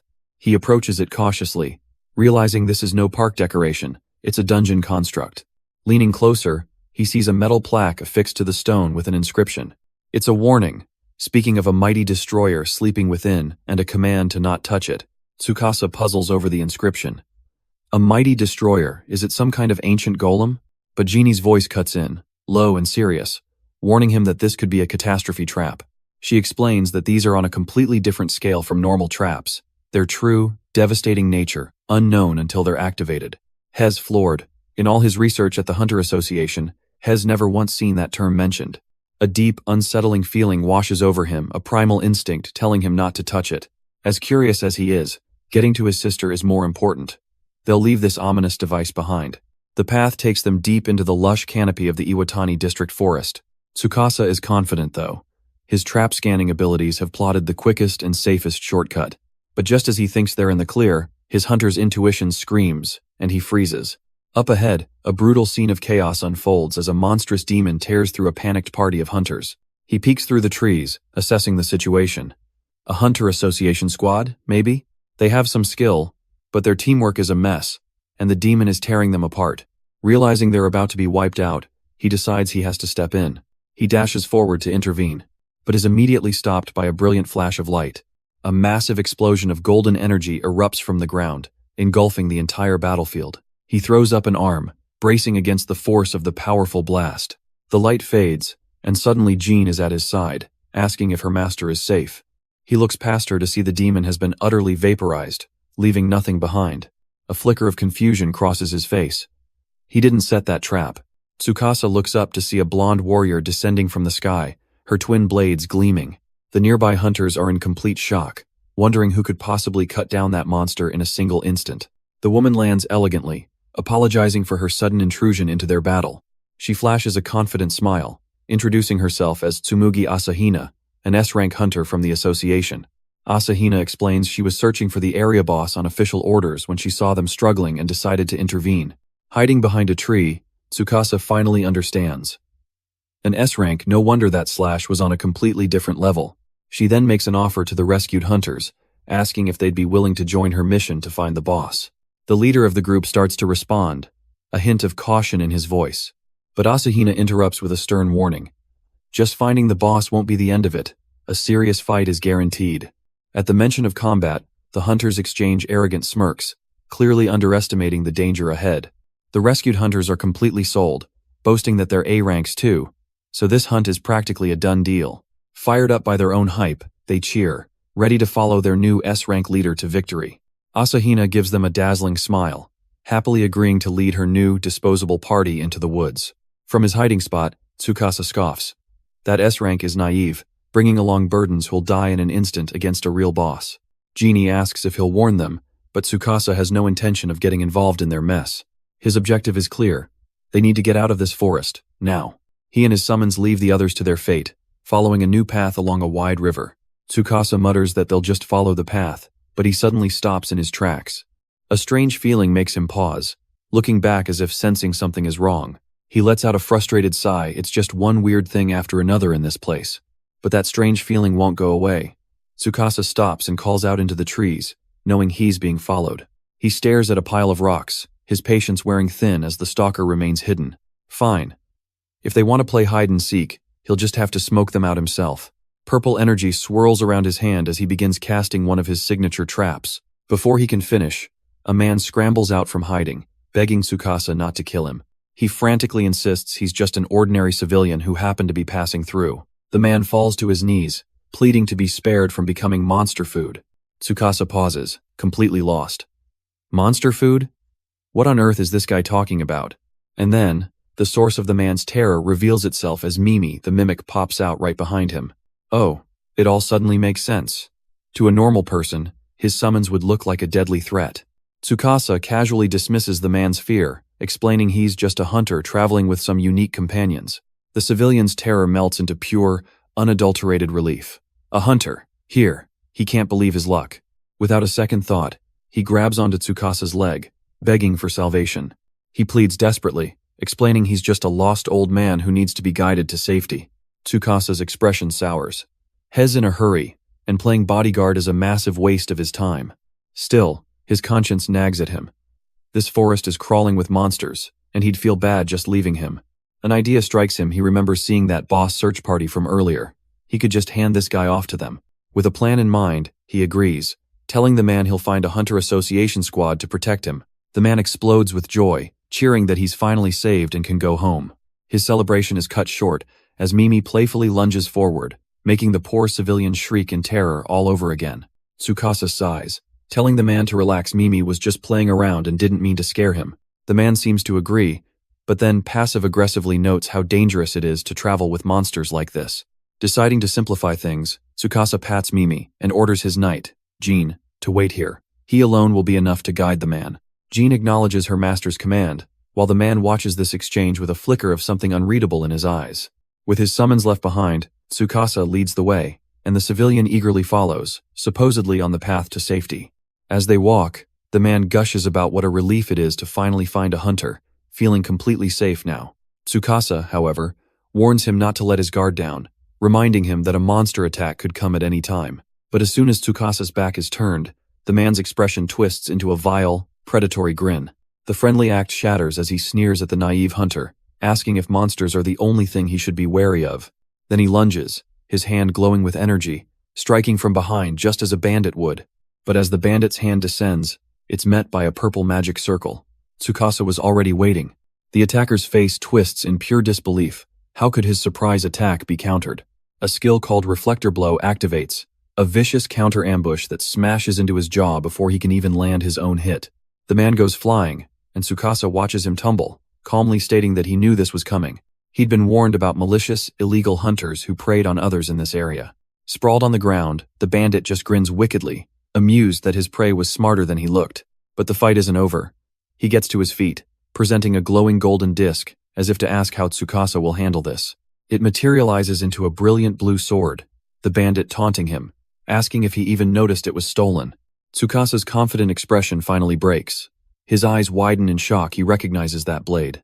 That's the rare item he just earned. The fury hits him. This man didn't just ambush him, he stole his loot. The bandit mocks Tsukasa, telling him he was far too careless. He explains that in the split second before getting hit, he managed to activate his own skill. It's a nasty little trick that instantly scans an enemy hunter's inventory and automatically steals the single item with the highest rarity. He calls it Rarity Steal. Believing he's now invincible, the bandit charges forward, only to trigger a glowing sigil on the ground. Suddenly, thick, thorny vines erupt from the earth, ensnaring him completely and forcing him to drop the sword. Struggling against his bonds, he demands to know what just happened as he's hoisted into the air. Tsukasa calmly explains he didn't do anything. A pre-existing trap was just activated. Of course, that was a lie.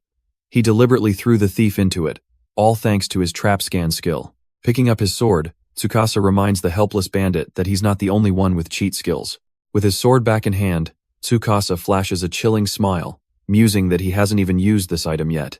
The cold blade presses against the bandit's throat, freezing the man in sheer terror. Tsukasa offers him a simple choice. Would he like to be a test subject for the sword's power? All the thief's bravado evaporates as he screams, begging Tsukasa not to kill him. Desperate, he tries to bargain, blurting out that he knows the location of this area's ultra-rare hidden item. Suddenly, Tsukasa's interest is piqued. The location of a hidden item, he thinks. He questions how a common thief could possibly have such valuable information. The bandit swears it's true, pleading to be set free in exchange for the secret. But Tsukasa isn't buying it just yet, pressing the blade closer as he asks if he's absolutely certain. After all, he reveals, he used trap scan upon entering the area and couldn't find any likely spots for such a prize. Tsukasa muses on the nature of his power. Finding items in heavily trapped areas is child's play for him. His trap scan excels at locating treasure chests protected by dense layers of magic. But sometimes, items are hidden in remote places with no traps at all, rendering his ability useless. And a realization dawns on him this must be one of those rare, undetectable locations. Suddenly, his loyal knight Jean arrives, calling out to her master in concern. She explains that she heard the sounds of battle and rushed over with Mimi in tow.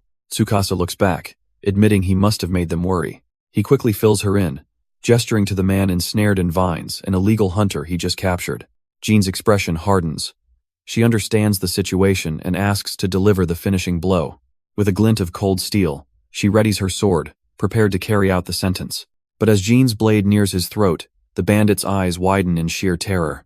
He screams for her to wait, begging them to listen for just a moment. With pure desperation fueling him, he blurts out that he's found a clue to the hidden item. Tsukasa gives a silent signal, and Jeannie pauses, her blade still poised to strike. The bandit quickly explains that he was deep in the woods, looking for someone to prey on, when he wandered into a remote, rocky ravine. Suddenly, the very cliff face in front of him began to tremble and shift. Before his eyes, the stones coalesced into a colossal, hard-shelled monster. Tsukasa, looking utterly bored, cuts him off, asking what a random monster has to do with anything. The bandit snaps back, infuriated, asking if he's stupid. A monster that huge and tough is the key. The bandit desperately pleads his case, insisting the monster must be guarding the hidden item's location. Tsukasa finds the logic almost laughably simple, a big, tough monster protecting a prize. But Jeannie gently interrupts, cautioning her master that while the man is untrustworthy, his theory isn't impossible. She explains that hidden items are sometimes placed in obvious locations to outwit overly clever conquerors. Tsukasa considers her words. If Jean, with all her knowledge, thinks it's plausible, then maybe it's worth a look. With a reluctant sigh, he materializes a small, glowing key-like sword from his inventory. He announces their new plan, to retrieve the hidden item, hoping it might help in his search for Shiori. Turning to their captive, Tsukasa orders him to lead the way, adding that the thorny restraints are staying on. But just as they're about to move, a faint, unexpected sound catches Tsukasa's sharp hearing. Both he and the bandit hunter whip their heads around, realizing they're no longer alone. The bandit hunter's eyes fixate on a brilliant flash of light between the trees. His smug expression melts into pure shock as he realizes what that glint means. In an instant, a blonde swordswoman blitzes past Tsukasa and cuts the bandit down in a single fluid strike. Tsukasa can only watch as the man is slammed face first into the ground, still helplessly bound by his vines. Jean and Mimi call out to their master, who quickly confirms he's unharmed by the sudden attack. But the newcomer isn't finished. She whirls around, her sharp gaze now locked directly onto Tsukasa. She announces she's been hunting for vile illegal hunters, and her tone makes it clear she thinks she's found one. A cold sweat drips down Tsukasa's face as it clicks.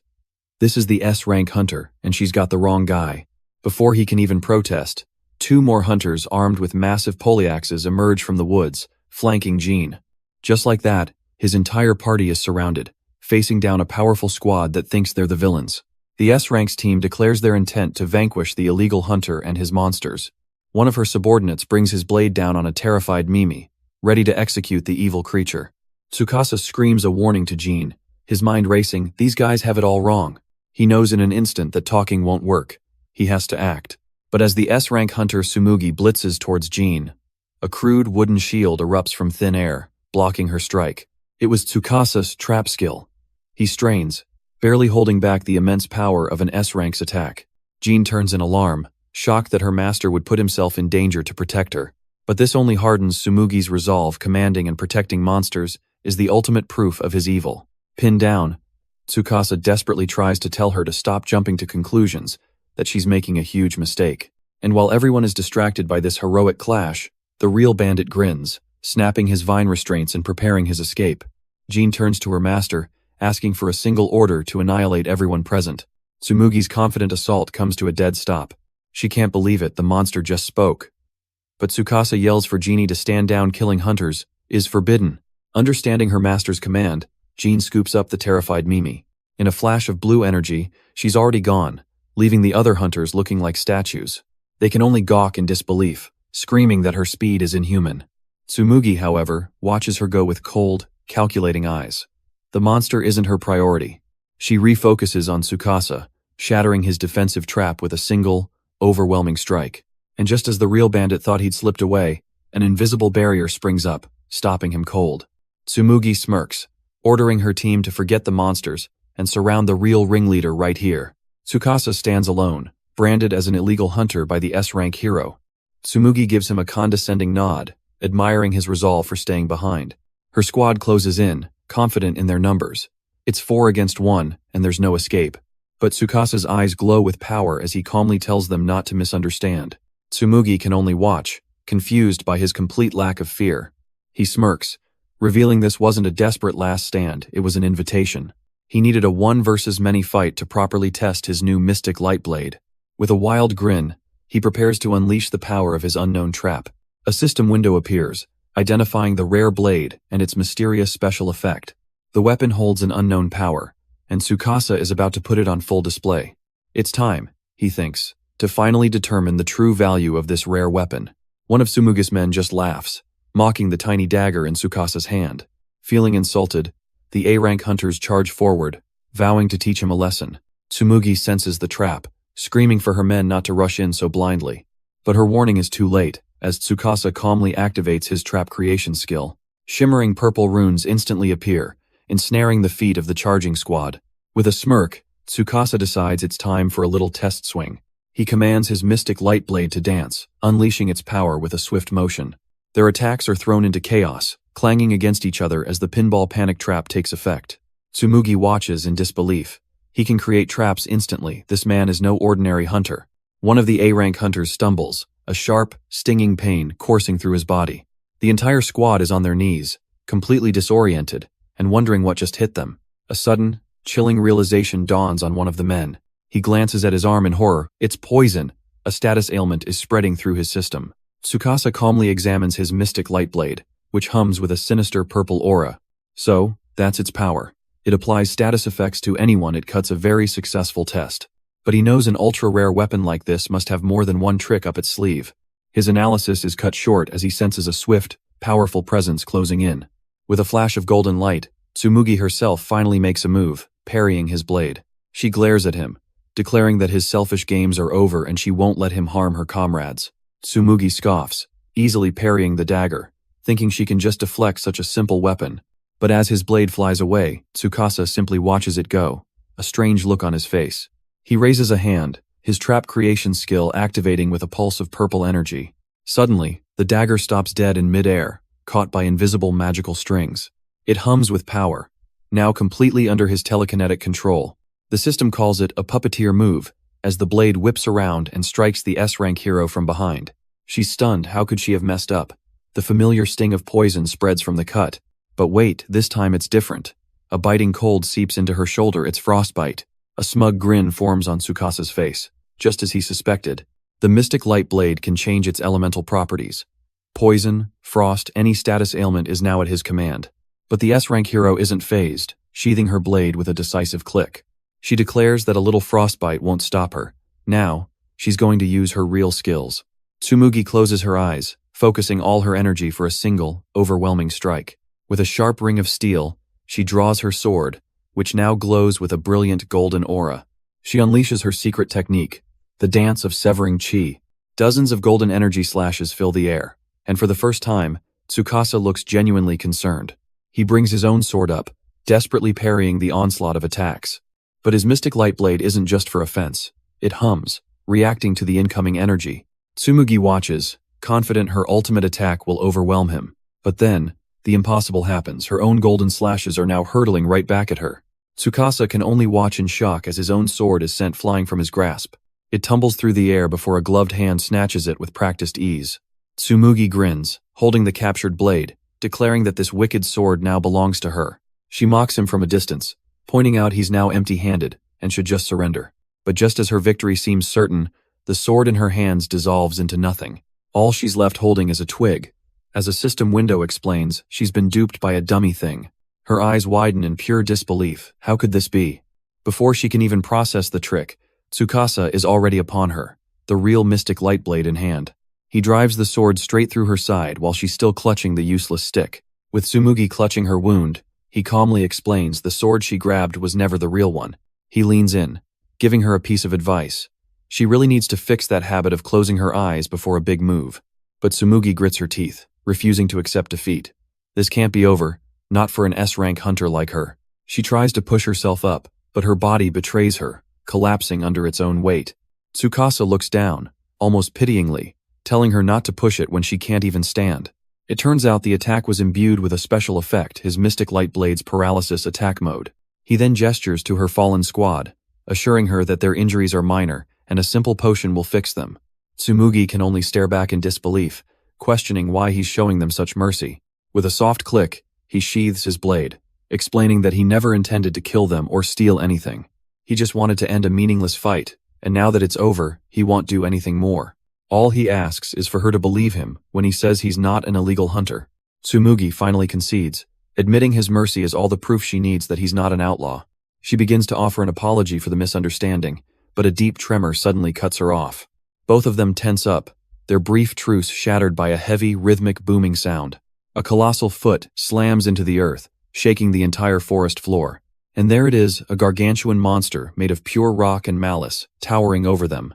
The sheer scale of the creature is breathtaking, its glowing red eyes locking onto the two hunters. Tsukasa stares in disbelief, wondering what the hell a giant rock monster is doing here. But Tsumugi recognizes it immediately, her eyes widening. That's the area boss she was hunting. Her high-performance sensor confirms it, flashing a bright red warning that this is their true target. Unseen by them, another hunter watches from the trees with a smug grin, having found the prize of the area. But from the trees, Tsukasa spots a familiar, weaselly face the illegal hunter they let go. The area boss, however, has no interest in their drama and immediately goes on the offensive. It smashes a colossal stone fist directly into the ground. The shockwave tears through the forest floor, sending the poacher flying like a rag doll. All his earlier confidence is gone, replaced by pathetic cries for help. Suddenly, a flash of purple light illuminates him from behind. He looks back to see Tsukasa standing over him, sword drawn and eyes cold. The blade presses against his throat as Tsukasa demands to know if he's the one who brought this monster. And just like that, the fear melts away, replaced by a twisted, arrogant smirk. He proudly admits he knew the beast was here, and he woke it up just to let it run wild. He explains with a smug grin that he's not stupid enough to try and outrun them. No. His master plan was to unleash this monster, to create a little diversion for his escape. Unfortunately, his brilliant strategy backfired, and he became the golem's primary target. Tsukasa is seething. This man knew it was an area boss and woke it up just to save his own skin. But his fury is cut short when a massive shadow suddenly falls over him. He looks up to see the rock golem looming above, its colossal stone fist ready to pulverize him. Using the distraction, the poacher makes a break for it, leaving Tsukasa to deal with the consequences. Elsewhere, the situation is so dire that even S-rank hunter Tsumugi orders her battered squad to fall back. One of her men looks on in sheer panic, realizing just how outmatched they truly are. Having dealt with the poacher, the golem now towers over Tsumugi and her injured comrade. But before it can act, Tsukasa triggers one of his signature traps, the humiliatingly effective wash basin drop. He materializes in an instant, slapping the magical construct right onto the area boss's face. Grabbing its attention, He yells out that he's the one it should be fighting. Tsumugi can only watch, completely dumbfounded by this stranger's sudden and bizarre intervention. The taunt works perfectly, and the golem's eyes flash with crimson rage, locking onto its new target. With a confident smirk, Tsukasa turns and sprints, leading the mountain of rock away from the others. He knows the wounded hunters desperately need time to drink their recovery potions, so he'll be the decoy, finding a new arena where he can fight this thing properly. Meanwhile, in a much quieter part of the dungeon, his mimic summon Mimi is taking a casual drink from a stream. Her stoic companion, the summon knight Jean, gently chides her not to let her guard down. She warns that even in this tranquil spot, enemies could be lurking anywhere. Jean is a little on edge. She's sure she heard a loud noise just moments ago, like the sound of crumbling rocks. And right on cue, the entire ground erupts in a violent tremor, shaking them both. The colossal golem bursts from the nearby cliffside, with Tsukasa riding it like a chaotic amusement park attraction. Jean and Mimi are frozen in place, their minds struggling to comprehend this utterly bizarre entrance. Recognizing the figure amidst the chaos, Jean cries out for her master. Tsukasa finally lands, equally stunned, wondering what on earth his two summons were doing here of all places. The impromptu reunion is cut short as the colossal golem looms over them, its eyes burning with malice. With no time for pleasantries, Tsukasa orders his summons to prepare for battle. They're taking this area boss down. He notes that the monster seems completely fixated on him, meaning there's no running from this fight. But even as he steels himself, a thought flickers through his mind. How can they possibly damage that rock-hard body? Before he can finish the thought, a brilliant golden light erupts from behind the group. A powerful sword art, the dance of severing, slams into the golem with incredible force. Someone else has arrived on the scene, landing with a quick, decisive step. It's Tsumugi Asahina and her squad, shouting that they've finally caught up and are ready to fight alongside him. A confident smirk spreads across Tsukasa's face. Looks like the cavalry has arrived. Tsumugi flashes a bright smile, letting him know that her squad is back to 100% thanks to him buying them time. Tsukasa is caught completely off guard, wondering how this stranger could possibly know his name. She answers by pulling up his hunter profile, confirming he's the legendary Tsukasa Ninomiya. Formally introducing herself as an S-rank hunter, she apologizes for not recognizing such a famous figure sooner. But as she starts to talk strategy, one of her squadmates frantically points toward their unmoving target. The rock golem stands there, its armor completely pristine, its glowing red eyes fixed on them. Her man reports in a panic that even their strongest attacks did absolutely zero damage. All confidence now gone, Tsumugi turns to Tsukasa, her eyes pleading for a plan. Surely, she thinks, a genius like him can come up with a way to defeat this invincible monster. She begs him to lend them his wisdom, vowing that her entire squad will fight with their lives on the line. Tsukasa is completely floored. Seriously? They're willing to die for a guy they just met? He can't decide if this S-rank hunter is a total idiot or just unbelievably naive. But there's no time to analyze her. He needs a plan, a way to beat an enemy immune to damage, and then it hits him. He turns back to the group, his expression hardening. He confirms if they're truly ready to follow his orders without question. Tsumugi doesn't hesitate for a second. A confident smile, her only answer. Her conviction rallies her squadmates, who shout their agreement. It's do or die at this point. With everyone on board, the newly formed team turns as one to face the unmoving rock golem. They will be the wings that shatter this foe, and as Tsumugi readies her blade, Tsukasa's hands begin to glow. With a single command, Tsukasa sets the plan in motion. Brace for the golem's assault. But before the chaos begins, he gives his knight, Jean, a separate, secret mission. As the monster's colossal fist comes crashing down, Tsukasa simply smirks and activates his trap. A brilliant light erupts from the ground, and Tsumugi can only stare in disbelief. It's a shockproof shelter, a defensive trap that completely negates the attack, protecting everyone inside. The other hunters are speechless, their minds reeling at the sheer power of an S-rank trapmaster. Meanwhile, Jean is already gone, racing back the way they came at blinding speed. One of the hunters watches her go, questioning why their strongest fighter is just leaving. Tsukasa calmly explains it's all part of the plan. He sent her ahead to their real destination. Their true goal isn't this golem, it's the abandoned amusement park, and they're about to lead the boss right to it. Tsumugi still can't grasp the logic, asking why he'd lead the boss to a place so far away. Tsukasa's answer is simple, because the one thing that can stop this monster is waiting for them there. His eyes gleam with cold intensity as he reveals its name, the Catastrophe Trap. But before they can process this, the golem's fist slams down again, forcing the hunters to scatter. With no time for explanations, the gray-haired hunter rallies the team, ordering them to retreat while laying down cover fire. The squad immediately understands the strategy. They're the bait, and their job is to keep the monster's eyes on them. A coordinated assault begins, with lightning, blades, and magic hammering the golem's stone armor. The hunter charges forward, unleashing a powerful fire sword technique of his own, but the monster is faster, its colossal arm already swinging down to intercept his attack. He looks up in pure panic, realizing his spell won't make it in time. He's about to be obliterated. But just as he's about to be crushed, Tsukasa springs his trap. Forced magnet. A powerful magnetic force yanks the hunter sideways, pulling him clear of the devastating blow. Tsukasa calmly tells him not to worry about dodging. He's got his back, so just focus on the boss. Watching from afar, Tsumugi is amazed he's using traps to provide evasive support for the entire team. Inspired by this display, she plants her feet firmly, preparing to go all out herself. A brilliant golden aura erupts around her as she readies her blade for a devastating strike. With a determined battle cry, she prepares her ultimate move. Secret Sword. Explosive Strike. A massive wave of fiery energy surges from her blade. Her attack crashes directly into the golem's side, creating a huge opening. The repositioned hunter seizes the chance, landing his own fiery blow deep into the monster's arm. As the golem stumbles, Tsukasa grabs Tsumugi, shouting that it's time for them to take off.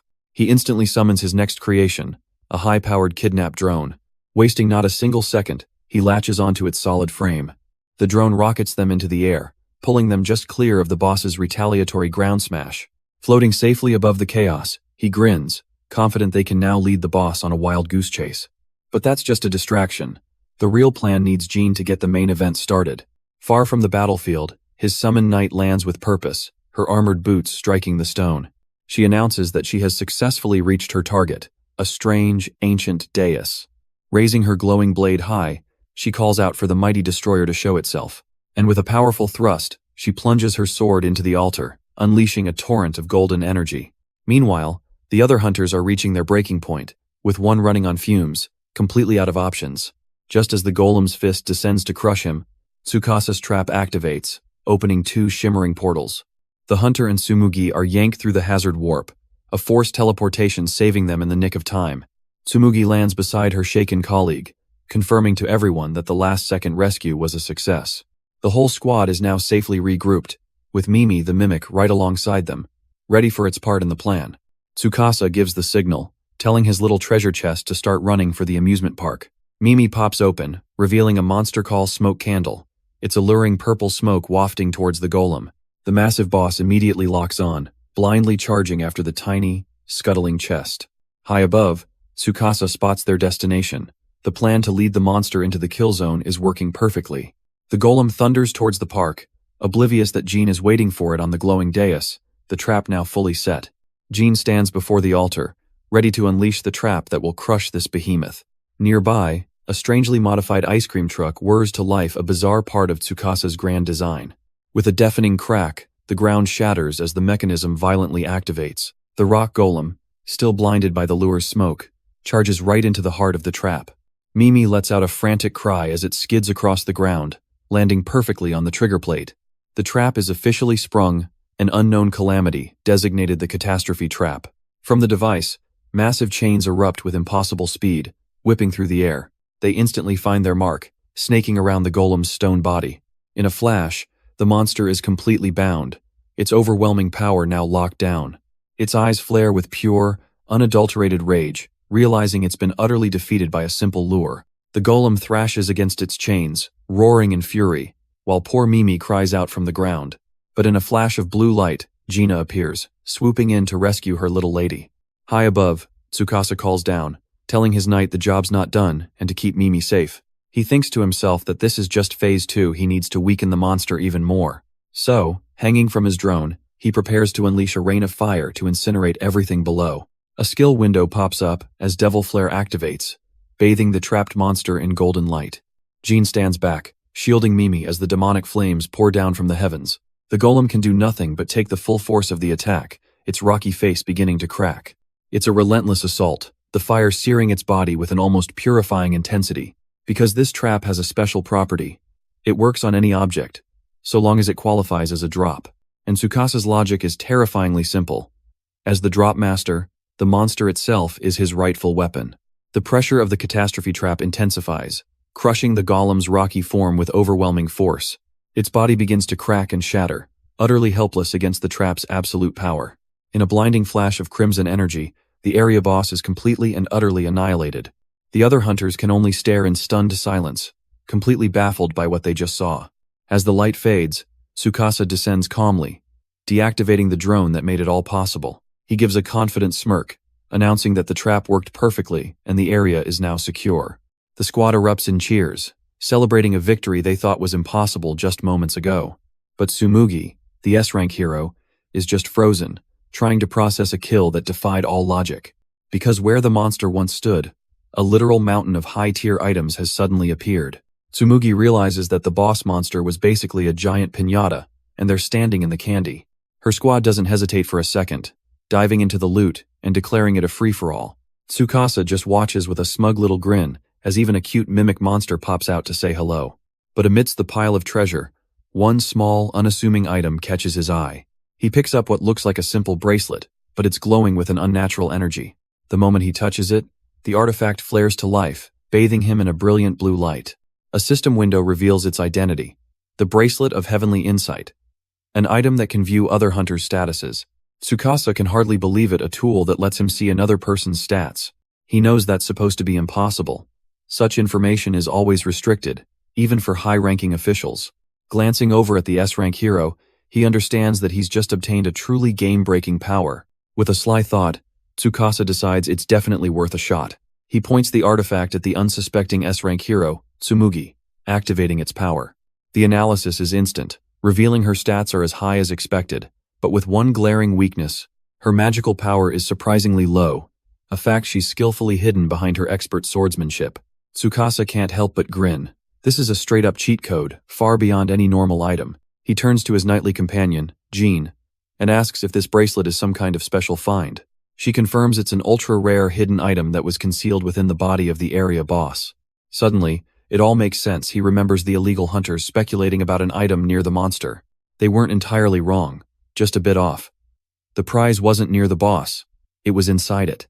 At that same moment, Tsumugi's own device begins to beep, finally catching her attention. She announces an incoming transmission, and the other hunters assume it's a message from HQ. With the area boss defeated, the signal interference is gone, and Tsumugi prepares to hear the update. But the face that appears on the hologram is not from the association. It's a grim, powerful-looking man. He proudly declares that his forces have utterly crushed the rapid response team sent against them. Every last hunter was annihilated, a complete and absolute victory for his side. The news sends a wave of shock and disbelief through the other assembled hunters. Tsumugi realizes with dawning horror that this isn't from headquarters at all. The signal's been hijacked. It's the rebels from the West District. And as Tsukasa confirms this, a cold dread washes over him. The war has already begun, and his sister, Shiori, is right there in the middle of it. The rebel leader roars his final warning: any intruder will be met with the hammer of death. The remaining hunters can barely process the horrifying broadcast they just witnessed. Tsumugi quickly clarifies the situation. The West District has been seized by rebels declaring independence. That transmission was their brutal confirmation that the entire unit sent to investigate has been wiped out. She turns to get Tsukasa's expert opinion on the matter, only to find he's vanished into thin air. Her squad looks around, shocked. Not just him, but his monster companions are gone too. A knowing look crosses Tsumugi's face. She understands perfectly why he's in such a rush. Far from the exam hall, at the border of the Iwatani Ward's West District, a lone figure splashes across the river, moving with extreme urgency. It's Tsukasa, already en route with Genie and Mimi, making a desperate sprint for the newly formed war zone. There's no time to waste. He has to rescue Shiori before this rebellion spirals completely out of control.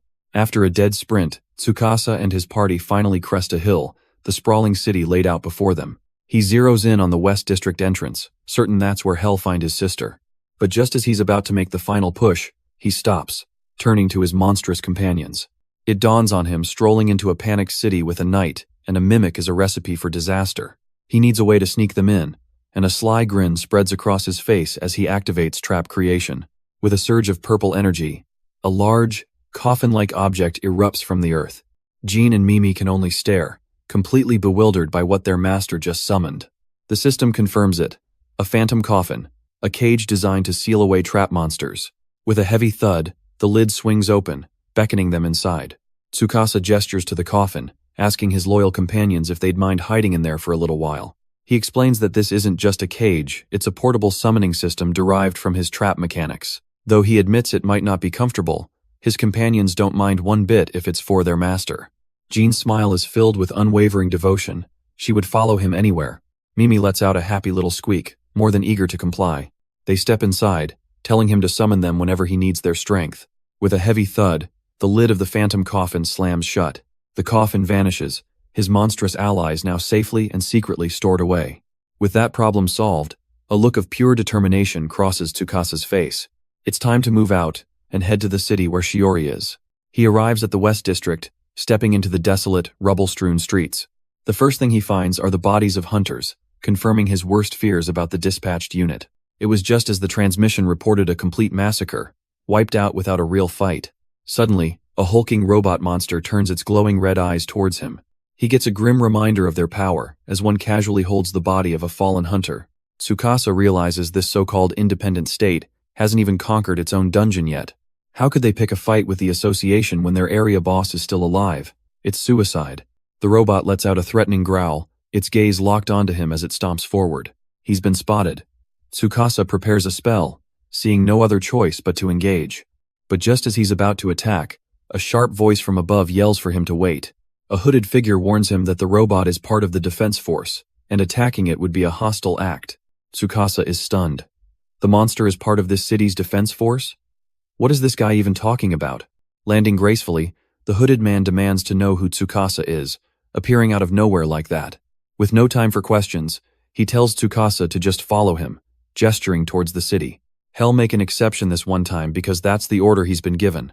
Tsukasa is led through a gate, and the sight that greets him is absolutely surreal. Monsters acting as waiters.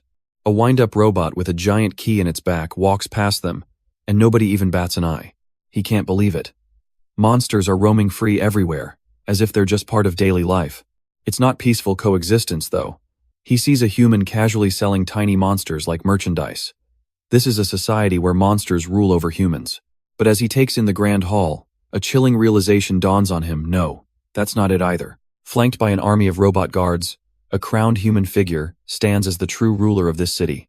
Tsukasa stares down the figure, his mind racing. Who is this person, and how could they possibly know his name? A voice rings out with absolute authority as the figure takes a confident step forward. Before them stands the self-proclaimed king of this strange, independent state. With a cocky grin, the man introduces himself as Gen Dojima, a name he clearly expects Tsukasa to remember. In another part of this world, a young woman arrives at a bustling venue with a small child in tow. The host greets them warmly, eyeing the child and assuming the uncle she mentioned must be incredibly wealthy. Unfamiliar with the local entertainment, she asks for a simple explanation of how to play the game. The rules are brutal. It's a cricket fight to the death. With a calm smile, she throws down a massive bet of 500 taels. The young boy beside her is absolutely shocked. That's a fortune. Is she really gambling away their family's money? With the bet placed, the match begins, and the two insects clash violently as the crowd cheers them on. In a flash, the fight is over, and one cricket stands victorious over the other. The young boy erupts in cheers as they celebrate their win, much to the shock of the other patrons. With a playful wink, the young woman thanks everyone for letting them win, but the loser isn't having it. He demands another round. Seeing her skill, he suggests they go all in this time, hoping to bait her into a bigger loss. She coolly points out that betting everything puts her at a disadvantage, and she wonders if they can even match her wealth. Fine, she'll bet the 1,000 taels she just won. She knows they're trying to bankrupt her, but when it comes to bluffing, she's in a league of her own. The patron seethes, refusing to believe her luck can last. His cricket is undefeated, and soon, she'll be kneeling in defeat. But this wasn't just a random gamble. It all started when the boy saw his mother leaving, worried she was taking his general to fight.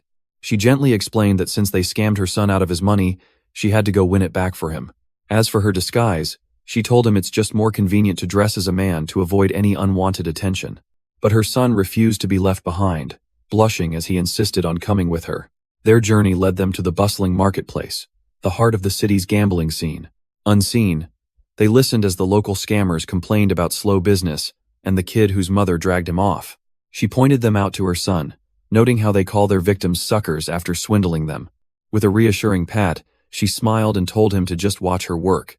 But as she walked on, A soft smile played on her lips as she called out to the person she knew was following. It was her son, who popped out from hiding, claiming he just wanted to watch over his general. Flashing forward to the present, her victory is short-lived, as she and the boy are forced to flee from the sore loser. Their escape is cut short when the patron and his lackey corner them in a narrow alleyway. He steps forward menacingly, giving her a choice. Leave the money, or he'll break both of her legs. And how did she get into this mess? It all started with a simple game, and a decisive knockout. The boy cheered, ecstatic that they had won yet again. With a sigh, she collected her massive winnings, lamenting how she just couldn't seem to lose money. The patron, trying to save face, conceded for the day, and she casually agreed it was time to eat. But as they left with the prize money, the sore losers watched with pure malice in their eyes. Walking away, her son innocently asked how his King Kong general had suddenly gotten so strong. But in another dark corner of the world, a far deadlier battle was already underway. A man is sent reeling by a blinding flash of light, the sheer force of the magic catching him completely off guard. Before he can even process the attack, Ninomiya Tsukasa is already behind him, eyes glowing with cold power. A memory of his father's words flashes through his mind. He was told to always be ready, and even a beginner's staff is lethal in his hands. The man freezes, a cold dread washing over him as he realizes there was no way he could have seen that coming. He now understands the first spell was just a distraction, a feint. The real goal was always his sword. And the worst part? Hiding one's true objective within multiple moves was a lesson he himself had taught the boy. He concedes that the boy's talent with a blade is proven, but then asks who will vouch for his skill in magic. With a calm, knowing smile, the young Tsukasa replies that he's only showing the path he intends to walk. The mentor scoffs, daring him to try it, but as he takes a step, a sinister purple aura explodes from Tsukasa's feet. Hess instantly on the attack, a whirlwind of dark energy, vowing that he won't let his master get away. The scene flashes back to a simpler time, the mentor instructing a class of young trainees, including a much younger Tsukasa. But in the present, Tsukasa's eyes flare with an otherworldly light, perceiving not just his opponent, but every possible future move.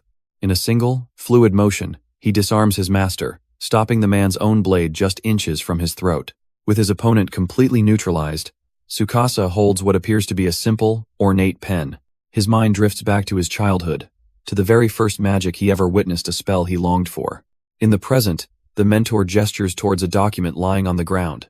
Tsukasa's concentration wavers for just a moment, surprised by the sudden change in tactics. His master smirks, taunting him that a mundane pen like that could never sign the magical application. The scene cuts to the Grand Magical Academy, the very institution Tsukasa hopes to enter. Inside, an admissions officer remarks on how exceptionally promising this year's new students seem. Back in the yard, a brilliant flash of light erupts. The mentor shields his face, accusing the boy of trying to blind him. But Tsukasa simply says no, flipping backward and tossing the pen into the air. It lands perfectly, sticking into the ground next to the fallen sword, which reflects his master's utter defeat. Tsukasa finally reveals why he hesitated, admitting he believed his father fought with pure presence. The memory floods back a training duel, his father's attack reflected in his young eyes. He recalls the blur of motion, the overwhelming clash of their different styles. Even as a child, he saw his father as a role model, a standard he strived to understand. But his father had only called him a fool, completely missing the point of his son's journey. Back in the present, Tsukasa calmly explains that just as talent is everything to his father, there is something that he, too, refuses to yield. His mentor scoffs, picking up his sword, cynically asking if he means the blade itself. But Tsukasa's eyes glow with a new light, declaring his true ambition, the title of Sword Guidance, Brian. Meanwhile, at the academy, officials marvel at the new applicants' royalty and geniuses who've already mastered inherited spells. One of the academy officers notices his colleague seems impressed, asking if something is wrong. The man just smirks, explaining these aren't just any applicants there from bloodlines worthy of the saint rank. This mention of lineage triggers a memory, a scene from long before Tsukasa was born. His father sat with his pregnant mother, certain their child would inherit his own talent with the sword. But his mother just giggled, teasing that her husband only started swordsmanship because he thought it looked cool. She gently held her stomach, declaring that their child wouldn't be forced. He would choose his own path. The warm memory fades, replaced by the cold disappointment in his father's voice. He had expected his son to become a sword saint, but instead, he simply turned his back on the boy. As he walked away, he left Tsukasa with a single, piercing question. Did he only become a swordsman because someone else guaranteed he had talent for it? The question echoes in his mind, another memory surfacing of his mentor debating his path. The man had acknowledged his incredible skill, how he could dodge sword aura without any reinforcement. He had looked Tsukasa dead in the eye and declared his talent with the sword to be genuine. It was that very talent that made him willing to take a 1 in 1,000 chance, offering up his own sword aura. But Tsukasa reminds him of the promise his father made, the one who was supposed to reforge him. A confident smirk plays on his lips as he asks if he should give up simply because his mentor can't break him. The memory fades, and suddenly a powerful, imposing figure with fiery red hair steps into view. Gen Dojima. Tsukasa freezes, a jolt of recognition hitting him. That's the face he saw on the comms. This is the king. Dojima greets him casually, telling the famous Ninomiya not to make such a scary face. He reveals that even among association dropouts, they've heard the rumors about a hunter who soloed an area boss. And it's not just rumors, Dojima adds, he's also heard stories from him. A hooded figure steps up beside Tsukasa, his voice dripping with sarcasm as he notes how close they must have been. That voice, Tsukasa's blood runs cold as a horrifying realization dawns on him. The man pulls back his hood, revealing a wicked grin, and a face Tsukasa never expected to see again. Asanuma. He's completely stunned, stammering how this is possible. He was certain Asanuma died back in the central district. Asanuma's expression darkens, telling him he has no idea how bad things got after Tsukasa left them for dead. The association discovered they'd been looting during the chaos, turning them from hunters into fugitives. They were hunted relentlessly by security forces, forced into a desperate, non-stop escape. He fled across multiple districts, running for his life with no end in sight. And at the end of that long, desperate road, he found his way here to the very dropout guild Dojima now commands. Dojima proudly declares that he's not alone. This area is filled with comrades who turned their backs on the association. Asanuma smirks, calling them a group of lawless types who simply chose to live freely. But Tsukasa is unimpressed, asking if a band of unruly hunters is all they have to offer. With a wicked grin, Dojima hints that his forces don't just stop with humans. He demonstrates, suddenly barking an order for one of his guard monsters to behead its own comrade. Without a flicker of hesitation, one of the scythe-wielding robots turns on the other. Its metallic fingers grip its target's head, ready to carry out the cold command. With a swift, brutal arc, the scythe comes slicing down. The robot's head is sent flying, a testament to their absolute obedience. Asanuma steps forward as the head lands, revealing the terrifying truth. These monsters are his puppets, programmed to obey any order. Dojima proudly names his skill, Spectre Control, the power to brainwash monsters into his personal army. Tsukasa's mind reels a monster manipulation skill, so similar to his own trap domination yet different. He realizes the horrifying truth. Dojima can control any ordinary monster found in the world. In contrast, Tsukasa can only command the special monsters that spawn directly from his traps. He has to admit, when it comes to sheer versatility, he's completely outclassed. As if on cue, a little girl bumps right into one of the imposing robot sentinels. Her mother scrambles to her side, apologizing fearfully to the silent, scythe-wielding monster. Tsukasa watches quietly as the mother pulls her daughter away, scolding her to be more careful.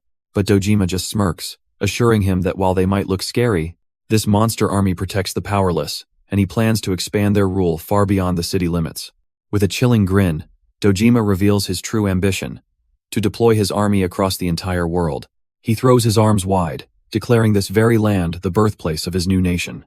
Tsukasa can hardly believe it. This madman is dead serious about world conquest. But just as quickly, Dojima switches gears, deciding it's time to get back on track. He has questions for Tsukasa. But first, he offers a little tour of his city. As they walk, Dojima points out how different his domain is, and Tsukasa can only agree. One of Dojima's men approaches, needing to speak with his master about a pressing matter. But Tsukasa isn't paying attention. His mind is racing, scanning the ruins for any sign of his sister. He realizes this situation is a powder keg, and he needs to be ready for it to explode. Just in case, he quietly activates his analysis skill, ready to size up the self-proclaimed king. To pull off world conquest, Tsukasa expected stats of a god, not some mid-tier hunter. The analysis window pops up, and he almost laughs. The numbers are shockingly low. For a guildmaster, they're barely A rank. It's completely underwhelming. How could a man with such mediocre parameters possibly command that kind of power? But Dojima cuts through his thoughts, getting right to the point with a chilling smile. He makes his one and only offer. Join me and help create a new world. Tsukasa's expression darkens, the air growing heavy with his unspoken decision. Then, the answer comes, cold and direct. I refuse. He declares Dojima's vision is nothing but a hell on earth, and the king's smile finally fades. "Fine," Dojima says, "but I only ask once," as menacing red chains erupt from his hand. The chains wrap around Tsukasa in an instant, glowing with a sinister energy. He immediately recognizes their purpose. This isn't just a restraint, it's an item that seals skill activation. Dojima sighs, lamenting that he hates to kill someone so talented, but it can't be helped if he won't see reason. With a simple point of his finger, he summons his underlings to deal with the now powerless intruder. He sentences Tsukasa to the ultimate punishment for daring to defy him. The execution grounds? Tsukasa's eyes widen in disbelief at the sudden turn of events. Completely neutralized, he's marched through the ruined streets by Dojima and his men. He can only grit his teeth. Realizing his fatal mistake, he let his guard down against a man with a magic sealing item. Still, he thinks, for Dojima to prepare something like this, he must have seen him as a genuine threat. One refusal was all it took to be sent to die. Seriously, what a ridiculous tyrant. As they walk, one of Dojima's men leans in with a smug grin, telling Tsukasa he chose the wrong path. He gloats about the promotions and power Tsukasa threw away, even the chance to be a minister. Tsukasa looks away, agreeing that yes, he made a huge mistake. But as he turns, the defiance in his eyes is unmistakable. His mistake wasn't refusing their offer, but ever getting involved with scum like them at all. His eyes dart down to a crushed can lying on the cobblestone street, and with a sudden precise kick, he sends the can flying right past his captors. It smacks against a brick wall, instantly activating a glowing, preset magic circle. One of the guards spins around in panic. A trap? He can feel the immense energy gathering. The circle erupts in a blinding flash of light, proving that a trap master is never truly powerless. The trap springs to life, a raging flame vortex, designed to devour everything in its path. His captors are instantly engulfed, screaming in agony as they're swallowed by the inferno. Meanwhile, Tsukasa calmly activates a small device hidden in his hand. He watches his handiwork, coolly remarking that this is how a trap master truly fights. They never realized he'd already scanned this entire city, mapping every single trap for his own use. With a sharp crack, the mana-restricting chains binding him shatter into pieces. Now free, his mind is set on one thing, finding Shiori and getting her to safety. But just as he turns to leave, a heavy boot slams down, blocking his escape. It's the blonde lieutenant, grinning with amusement, welcoming the return of his so-called rival. He sneers, deciding a simple execution would be far too boring. This demands a one-on-one duel. With a manic grin, the lieutenant lunges forward, declaring he's no longer a small fry. He unleashes his brand new skill, a powerful spinning slash he calls Tornado. Tsukasa, however, remains completely unfazed by the flashy display. He sidesteps the attack with almost lazy grace, leaving his opponent swinging at empty air. In that same instant, Tsukasa's own blade flashes out, leaving a clean cut on the lieutenant's arm. The lieutenant clutches the wound, smirking through the pain, telling him not to get cocky over one scratch. Tsukasa just looks back coldly, asking if he's so sure that's all it was. A flicker of confusion crosses the lieutenant's face. What could he possibly mean? Suddenly, a strange, creeping numbness spreads from the gash, his skin hardening. He stares in horror as his own body begins turning to stone, a petrification trap delivered by a single cut.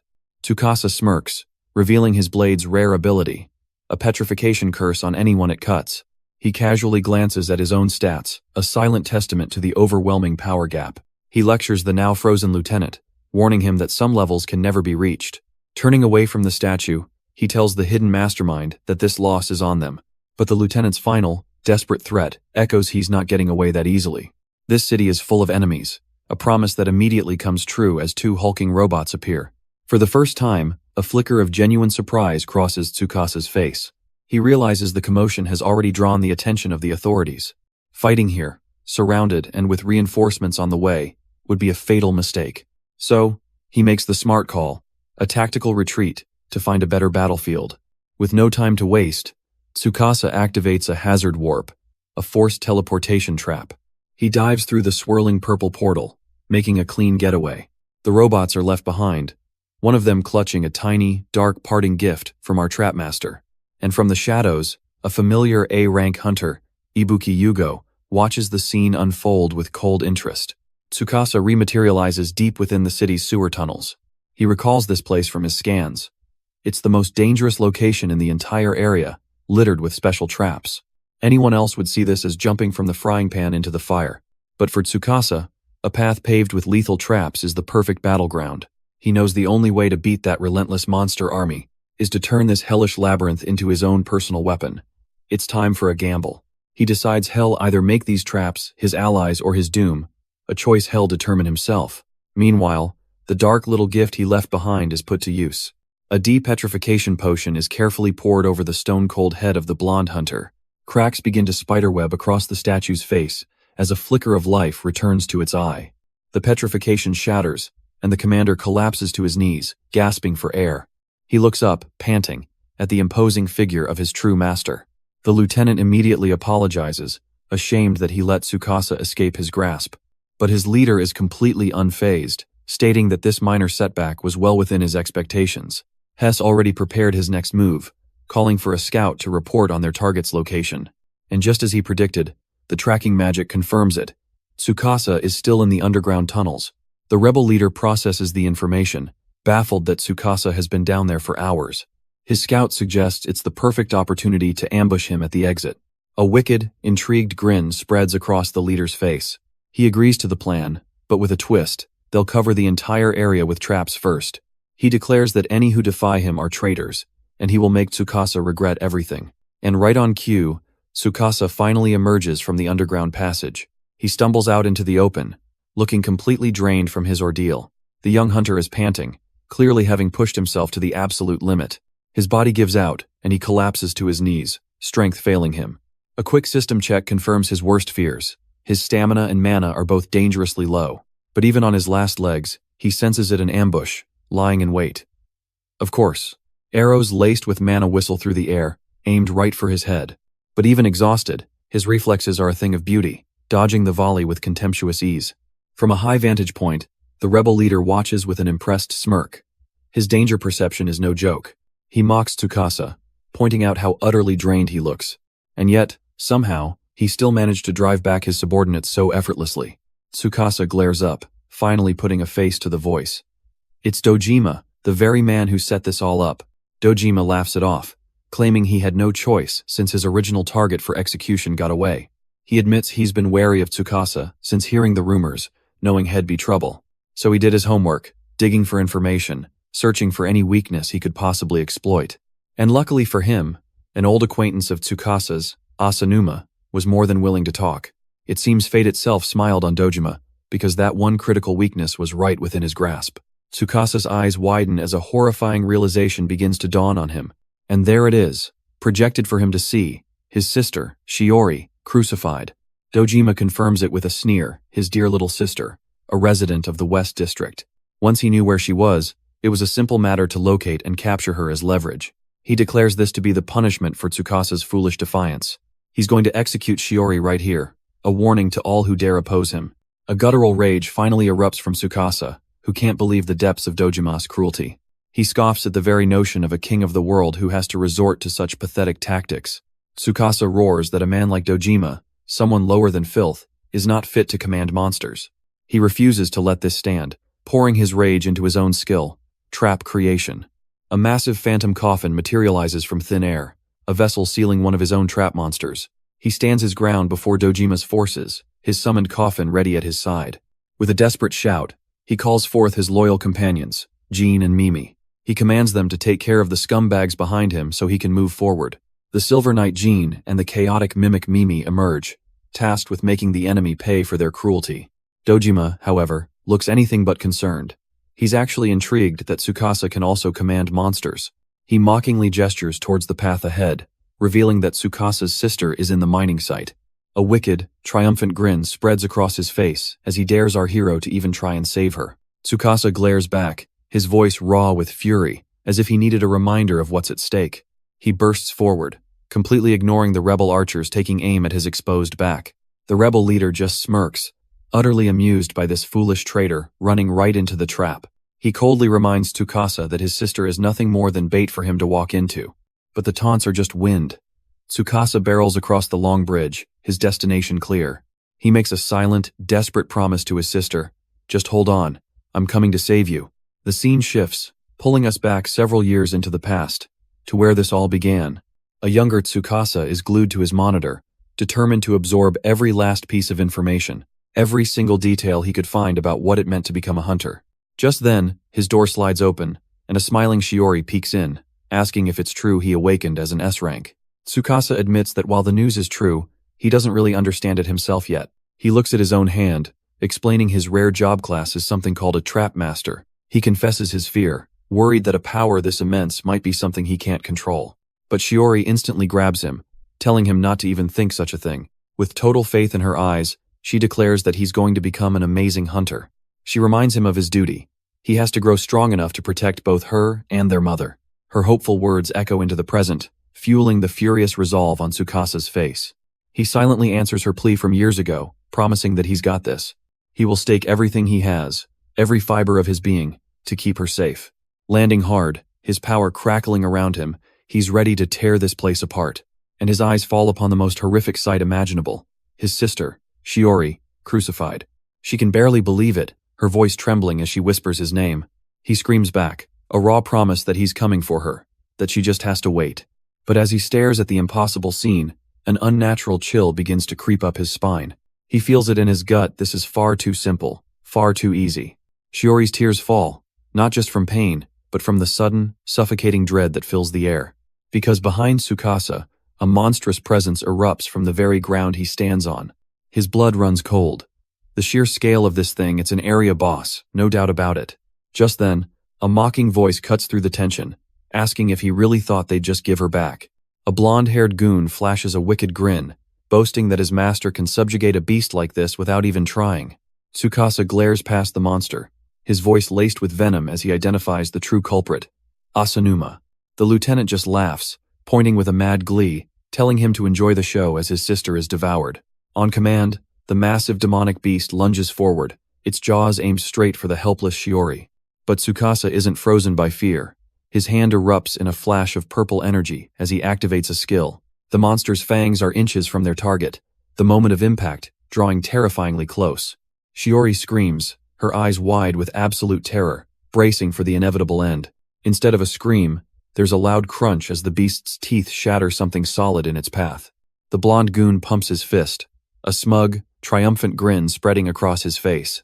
He thinks he's won, but the demon itself rears back, its glowing eye betraying a flicker of surprise and confusion. Because lodged in its mouth is not a person, but a spiked iron ball, a dummy trap. He's been played. With Shiori safe in his arms, Tsukasa stands defiantly against the towering demon. He gently asks if she's hurt, telling her everything's okay, now he'll handle the rest. She's still in shock, barely processing that her brother came all this way just for her. Of course he did. He reminds her with a reassuring smile. He made a promise, after all. And now he's ready to fulfill it, summoning his power with a confident grin. But in a flash, the trap turns against him, chains erupting to bind him completely. His face pales with a horrifying realization this isn't his skill. It's a mana-sealing restraint. The true mastermind steps out of the shadows, holding the leash, having sprung the perfect ambush. The blonde lieutenant smirks, mocking him for letting his guard down at the most critical moment. And a name clicks in Tsukasa's mind with dawning horror and rage, Asanuma. The lieutenant gloats, explaining that Shiori was never the target. She was merely the bait to neutralize him. He flashes a wicked grin, admitting Tsukasa has certainly grown stronger, but what good is strength when he summons a multi-headed demon and asks how he'll escape with dead weight in tow? Trapped and powerless, Tsukasa desperately screams for Shiori to run before she gets caught in the crossfire. He knew it was a trap, he admits to himself, but he walked into it anyway, promising he'd ensure she survives. The colossal beast roars, its demonic heads looming over the helpless siblings. Tsukasa pleads with her to leave, but Shiori stands her ground, refusing to abandon him. A strange, powerful energy begins to pulse between them in the face of certain death. Before anything can happen, one of the beast's heads charges a devastating ball of red energy. It fires, and the world turns crimson as the blast engulfs them both. But just as the blast is about to hit, a brilliant flash of light intercepts it, blowing the demons' heads apart. The force of the counterattack sends Dojima's lieutenant tumbling back, completely blindsided. Tsukasa and Shiori, untouched by the explosion, can only stare in disbelief as the smoke clears. A figure calmly walks through the haze, announcing that she's finally found him. And there she is, the S-rank hunter, Tsumugi Asahina, here to lend her aid. Tsukasa can't believe his eyes, asking what she's doing here, but she just smiles, saying she felt a disturbance. He gratefully admits she's saved him yet again, while their would-be killer groans on the ground. But the lieutenant isn't done. scrambling to his feet and screaming in pure rage at the interference. He materializes a glowing crystalline dagger. His mind racing, he was so close to finishing his mission. With eyes blazing purple, he lunges past Tsukasa, aiming his final, desperate strike at Tsumugi herself.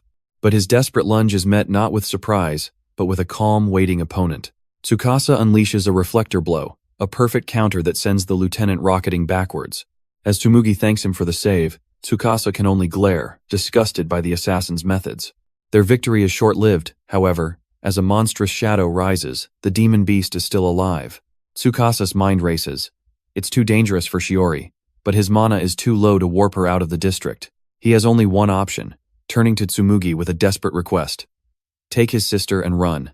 Without a word of hesitation, the S-rank hunter agrees, and immediately dashes to Shiori's side. She grabs Shiori's arm, telling her to hurry, as his sister calls out his name in fear. Tsukasa watches them leave, his expression hardening as he prepares to face the true boss alone. Shiori looks back one last time, her eyes filled with trust, telling him to survive because they will meet again. With his sister safe, a determined smile spreads across Tsukasa's face as he whispers his promise to return. The scene flashes back for a moment, a reminder of the overwhelming area boss that stood before them all. And now, that very same beast is focusing all its terrifying power on him and him alone. But Tsukasa meets its killing intent head-on, vowing to end this with his own full-powered skill. A complex trap circle materializes at his feet, crackling with condensed purple energy. The demon doesn't wait, its many heads lunging forward in a synchronized, overwhelming assault. One of them unleashes a searing red beam of pure destruction, aimed to incinerate him on the spot. But Tsukasa is faster, instantly creating a diamond block, a defensive trap to absorb the blast. Watching from a distance, the rebel hunter leader realizes the true stakes of this battle. He's pinpointed its weakness to kill the beast. One must destroy the core at the base of its necks. Tsukasa instantly analyzes the beast's formation. Its heads are perfectly positioned to defend the core. But he sees the flaw: if he can just jump inside its attack range, the defense becomes useless. However, before he can move, Dojima's lieutenant rushes in, eager to steal the final blow for himself. He soars through the air, sword raised high, aiming straight for the beast's vulnerable heart. In that split second before impact, a horrifying realization dawns on him: he's sprung a trap. The core wasn't a weak point, it was bait, and it detonates with blinding crimson light. The entire demonic beast erupts in a colossal explosion, sending a shockwave across the land. Amidst the swirling smoke and devastation, the lieutenant is thrown to the ground, coughing up dust. He pushes himself up, completely bewildered, trying to understand what just happened.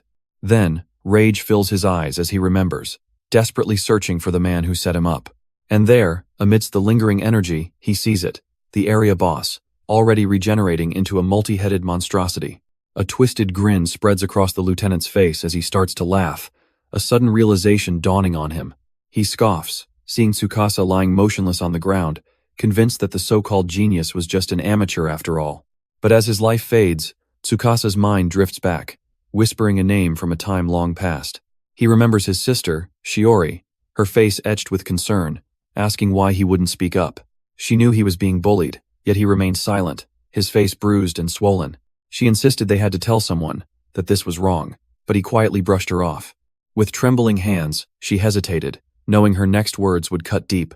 She asked if this was all happening because he dreamed of becoming a hunter, but he looked up with unshakable resolve, promising that one day, he would be strong enough to protect them all. Even with his promise, she couldn't hide her worry. Her voice echoes in his fading consciousness, pleading with him that she can't stand to see him hurt. Suddenly, his eyes snap open, the memory vanishing as he's pulled back to the present. He pushes himself up, only to see the horrifying demon beast looming over him, fully regenerated. It gathers a final, cataclysmic blast of energy, ready to erase him from existence. Tsukasa freezes, a cold dread washing over him as he accepts his death. But in that final moment, an armored hand firmly grabs his own, pulling him from despair. Jin stands before him, his loyal knight, taking the full force of the demonic attack. He stares in disbelief as not only Jin but Mimi, the mimic monster, arrive to protect him. His knight turns, her voice filled with shame as she apologizes for being late to his side. She explains they sensed his life was in danger, a risk so great they had to disobey his orders to stay put. Tsukasa stares, speechless for a moment, at the two loyal summons who came to his rescue. A genuine smile breaks through his exhaustion as he offers them his heartfelt thanks. For Jin, no sacrifice is too great for her master, and even Mimi puffs out her chest, ready for battle. But their reunion is cut short by the enraged roar of the multi-headed demon beast looming over them. As the monster unleashes a devastating volley of energy beams, Tsukasa yells out a new command. He needs them to hold it back, just for a moment, and his knight instantly affirms the order. With a powerful kick off the ground, Jean launches herself forward to meet the onslaught head-on. Tsukasa turns and sprints away, his mind racing. He admits to himself he could never do this alone. But with Jean and Mimi buying him the time he needs, he raises his hand to set the perfect trap. He knew from the start there was only one trap that could possibly take this monster down. While Jean distracts it with a vicious slice to its leg, drawing a spray of dark blood, Mimi slides into position, planting a small, unassuming package right beneath the beast's feet. A quiet click echoes as the device activates, ready to detonate. And then, a massive explosion erupts, engulfing the demon in a torrent of fire and shrapnel. Jean stands her ground, impressed by the raw power of Mimi's little surprise. But a wave of crimson energy blasts through the smoke, forcing her to brace for impact. She looks up, her confident stance faltering as she sees the impossible. Through the clearing haze, the demon's head emerges, the deep gash she inflicted already healed without a trace. It stands fully regenerated, its many heads roaring in triumph, and she realizes with horror they simply don't have the power to overcome this thing. But just as Jean falters, Mimi pipes up, insisting they have more than enough strength to win this. Suddenly, a familiar voice praises them from afar. It's Tsukasa, arriving like a storm of purple energy. Jean instantly recognizes her master's power and realizes with a jolt he's unleashing that trap. With a furious roar, Tsukasa pours his mana into the spell, commanding it to release. He slams his palm to the ground, and a massive trap creation circle erupts, shattering the terrain. From the fissures, huge, dark coffins begin to rise, summoned from the very earth. The Phantom Coffin Trap. A cage designed specifically to seal away powerful monsters. Tsukasa's eyes narrow with cold determination. This time, hell finished the beast for good. Even Jean finds herself inside one, recognizing it as the ultimate trap for burying demon beasts. With the battlefield now his domain, Tsukasa commands the evil spirits to gather and end this fight. And with a single command, Tsukasa unleashes his entire monster force upon the field. The multi-headed demon beast bellows, suddenly facing an entire army risen from nowhere. It snaps forward, a maelstrom of rage and fangs, but Tsukasa is already lost in thought, remembering the cost of this power. He recalls the truth behind his recent drop in magic power. It all happened during that fight inside the tunnel earlier. He found himself standing before a countless number of monster-spawning traps. So, using his trap domination skill, he subjugated every last one of them. It was a massive drain on his mana, but the reward was more than worth it. Thanks to that effort, he now commands the strongest trap monster army. The multi-headed beast lets out a furious roar, facing down the legion Tsukasa has summoned. With a cold, determined gaze, he promises himself that this time, he'll end it for good. He gives the command, and his trap monster infantry charges forward in a unified assault. But the demon retaliates instantly, spewing a massive torrent of destructive crimson energy. The fiery blast rips right through the front lines of his newly formed army. Still, his soldiers are relentless, one of the scythe wielders breaking through to attack a neck. The beast is a chaotic flurry of attacks, its multiple heads moving in perfect, deadly sync. One of his minions is caught, about to be crushed in the demon's powerful jaws. But in a flash, another, smaller soldier slices the beast's head clean off. The sudden, overwhelming effectiveness of his own troops seems to have caught even Tsukasa by surprise. His soldiers roar, urging each other on to finish the job and honor their fallen. They rush the final head, a relentless wave of steel and fury. But the beast is still a powerhouse, sending one minion flying with a single, brutal tail swipe. Then, a new strategy unfolds as a soldier grabs onto a completely different type of trap monster. It's a flying type, a sleek, armored shark that rockets him into the sky. As the demon spews its energy beams, the flying unit dives in to intercept the attack. Its armored frame acts as a perfect shield, deflecting the crimson blasts with ease. The tables turn as the creature's own body begins to glow with immense power. It transforms into an aerial bomber, unleashing a meteor shower of golden energy. The demon beast is caught in a maelstrom of explosions, engulfed by the tactical bombardment from above. With the beast pinned by the aerial assault, Tsukasa's ground troops swarm in for the kill. They hack away at the demon's legs, overwhelming the colossal monster with sheer numbers. Seeing his chance, Tsukasa steps onto a summoning circle, knowing the time is right. A pillar of purple energy launches him into the sky like a cannonball. He draws his blade, channeling overwhelming power for one final, decisive strike. And in a flash of brilliant blue lightning, the multi-headed demon is utterly annihilated. But the attack didn't go unnoticed. A blonde agent watching from the sidelines is left speechless. His partner grimly recalls their orders. They were supposed to capture Ninomiya, no matter what. But after witnessing that raw power, he's frozen, wondering what he could possibly do alone. The blonde agent, however, has a much simpler plan. Forget the mission, it's time to hide. Tsukasa lands, his loyal summons rushing to his side, calling out to their master.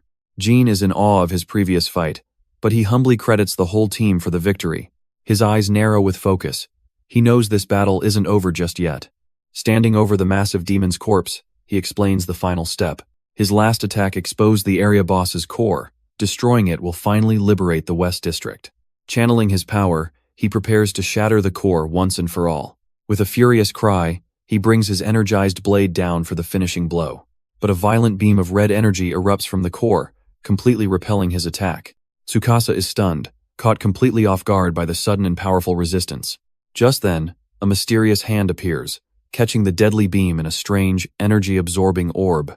The mysterious figure finally reveals himself, taunting Tsukasa about how close he came. Tsukasa is stunned into silence. It's Dojima, the rebel hunter leader. With a smug grin, Dojima mocks his goal of liberating the area. He snaps the monster case shut, securing the boss core and making it untouchable. His eyes gleam with malice as he warns Tsukasa that this won't be easy. With a single, decisive snap of his fingers, Dojima signals his intent. He's been preparing for this exact confrontation all along. With a savage grin, he declares it's time for their final battle. Tsukasa is frozen, the crimson light reflecting in his wide, disbelieving eyes. A torrent of raw, crackling energy descends from the sky, answering Dojima's call. And from the swirling crimson energy, an entire army of monsters begins to materialize. Dojima's voice cuts through the chaos, his eyes burning with absolute confidence. He lays out the terms. To get to the boss, Tsukasa has to get through him and his personal army first. Instantly, the battlefield erupts as Tsukasa summons clash with Dojima's robotic legion. Our hero shouts orders, telling his team to hold formation and protect one another at all costs. But he quickly pulls Jin and Mimi aside, a new strategy already forming in his mind. He begins giving them a set of very specific, very secret instructions for a counterattack. Before he can even finish his sentence, a flicker of light catches his eye. A massive explosion engulfs him, a perfectly timed sniper shot from the enemy ranks. From within the smoke, Jin cries out in panic for her master. The blast was immense, pushing her back and cutting her off completely. Mimi too is sent flying, wailing in terror as the enemy robots hold their ground. As the dust settles, Tsukasa realizes with a sickening dread that he's been separated. And there stands Dojima, smirking, asking what our boy genius will do now that he's all alone. The attack wasn't just an attack. It was a calculated move to isolate him for a battle of attrition. Tsukasa's eyes widen as a system window confirms his worst fear. His mana is already draining. With no time to think, the robotic horde begins its relentless advance on him. He's trapped, isolated, and his power is bleeding away with every passing second. Surrounded on all sides, the horde of robots closes in, leaving Tsukasa with no room to escape. But he's not panicking. He slams his hand to the ground, unleashing his trap creation skill. A pillar of purple light erupts, forming the insanity jump trap to turn their own momentum against them. The robots, caught in its madness, leap mindlessly into each other with explosive force. It's a simple, low-cost solution. He knows he can't afford his big spells while his mana is being drained. He crouches low, readying another trap, forced to play a long, grueling game of survival. But a new thought flashes in his mind, a different way to handle this situation. From a distance, Dojima watches the pathetic struggle unfold, chuckling to himself. His laughter cuts short, however, as his face twists into a look of mild surprise. Because what emerges from the ground is a strange little statue, a whistle doll designed to lure monsters in. It begins to play its tune, and just like that, one of the mindless robots turns its head, completely drawn in. From a distance, Tsukasa watches his new strategy take shape, baiting the entire mechanical squad. He needs them grouped up, lured in as close as possible to the doll. And once they're all packed together, he activates his real trap, a glowing purple sigil right under their feet. A cage of flash fence lightning erupts, electrocuting the clustered machines in a brilliant flash. It's a perfect combo, an annihilation technique using only low-cost traps, but even this feels like a stretch. He knows he can't keep this up for long. His mana is still draining with every cast. And just as that thought hits, a robot smashes through his guard, landing a devastating blow. He retaliates instantly, creating an inferno burner trap to incinerate the attacking machine. But more robots just keep coming, forcing him to throw up a desperate, shimmering shield. He counters again, crushing another with a rain of falling boulders summoned from thin air. It's no use. His mana is draining rapidly, and he realizes there are simply too many of them. And he's not the only one struggling. His own powerful summons are getting swarmed. Even his elite soldiers, who should be individually superior, are being buried by the sheer numbers. He looks on in horror as Jean, his strongest knight, is finally struck down and defeated.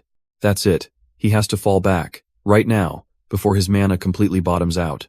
Tsukasa turns and flees, using a lightning-fast zigzag to escape the battlefield for a moment. He glances back, the endless tide of monsters still swarming the field behind him. But the real danger wasn't behind him at all. It was waiting for him on the ridge. A bolt of pure magical energy flies true, aimed directly at the fleeing hunter's back. Tsukasa's senses scream, and he spins around, eyes wide with alarm at the sudden ambush. With his last reserves, he desperately summons a trap, creating a solid diamond block. The attack is stopped, but a new notification brings a wave of dread. His mana is completely depleted. A smug voice rings out as Dojima lowers his crossbow, mocking him for wasting his last dregs of power. Tsukasa grits his teeth, a cold sweat forming as he realizes just how trapped he is. With a vicious grin, Dojima declares that Tsukasa's luck has finally run out. Dojima looms over him, his voice laced with contempt. A hunter with no mana is already dead. The chilling words echo in Tsukasa's mind. Is this really the end for him? With a twisted grin, Dojima bids him a final, sadistic farewell. But before he can strike, a voice screams for him to wait as an underling rushes in. This upstart wants the glory for himself, eager to personally execute the man who looked down on him. He faces the defenseless Tsukasa, his magical dagger glowing with murderous intent. A vortex of energy swirls around him as he begins to chant the name of his attack. But in a brutal flash of red and purple, the spell is violently interrupted. The ambitious lackey is sent crashing to the ground, utterly defeated by his own master. Dojima's face contorts with pure rage, furious that this piece of trash dared to steal his prey.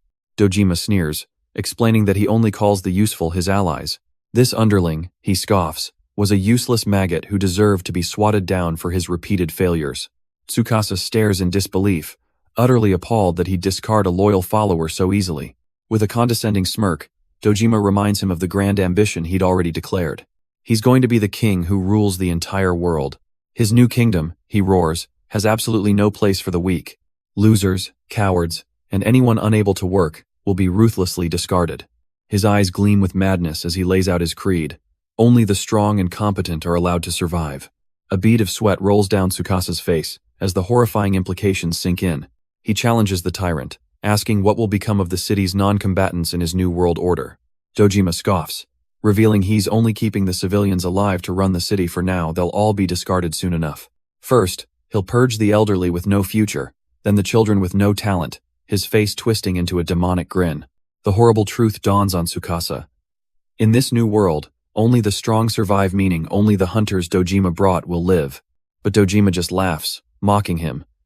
Did he really think those useless runts were the strong he was talking about? He was only using them for manpower, a temporary force until his real army was ready. Now that he has his soldiers, he has no reason to keep any of the human hunters alive. What use are hunters, he sneers, if they don't even possess decent skills? Tsukasa finally explodes, calling him incredibly arrogant, and warning that he'll be the last human on Earth. But Dojima's eyes gleam with cold resolve. He doesn't care, not if it means realizing his grand ideal. Stunned into silence, Tsukasa can only ask what kind of ideal is worth sacrificing everything for. Dojima lets out a dark chuckle, his twisted ideal finally taking shape in words. His face contorts into a monstrous grin as he declares his goal: to create a world for the strong. Tsukasa can only stare in disbelief, the sheer madness of it all sinking in. But Dojima just laughs, shouting that he couldn't care less if the rest of humanity is culled for his ambition. And then, a slow, knowing smirk spreads across Tsukasa's face.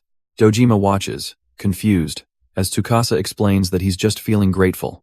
Grateful for the king's generous words, he says with a dripping, sarcastic edge. He wonders aloud what the people in the city, and Dojima's own hunters, might think if they just so happened to hear everything their leader just confessed.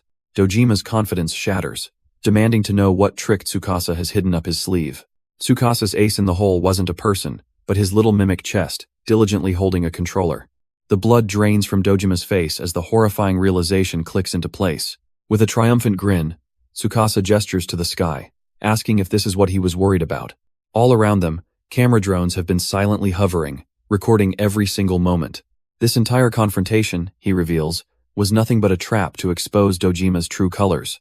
He'd been broadcasting this whole villainous monologue for the world to see, using his kidnap drones, a trap perfectly designed to frame a self-proclaimed king. He explains he deployed them right before his mana supposedly ran out, the ultimate bluff. With a roar of fury, Dojima lunges, trying to destroy the controller and cut the feed. But Tsukasa had entrusted the crucial device to his loyal companion, Mimi. Tsukasa clarifies that every treasonous word Dojima just spouted was perfectly recorded. And that footage isn't just for him, it's being broadcast live to every monitor in the city square. The self-proclaimed king can only grit his teeth as the reality of the situation sinks in. With a smug grin, Tsukasa mocks him, questioning his grand plan to wipe out humanity.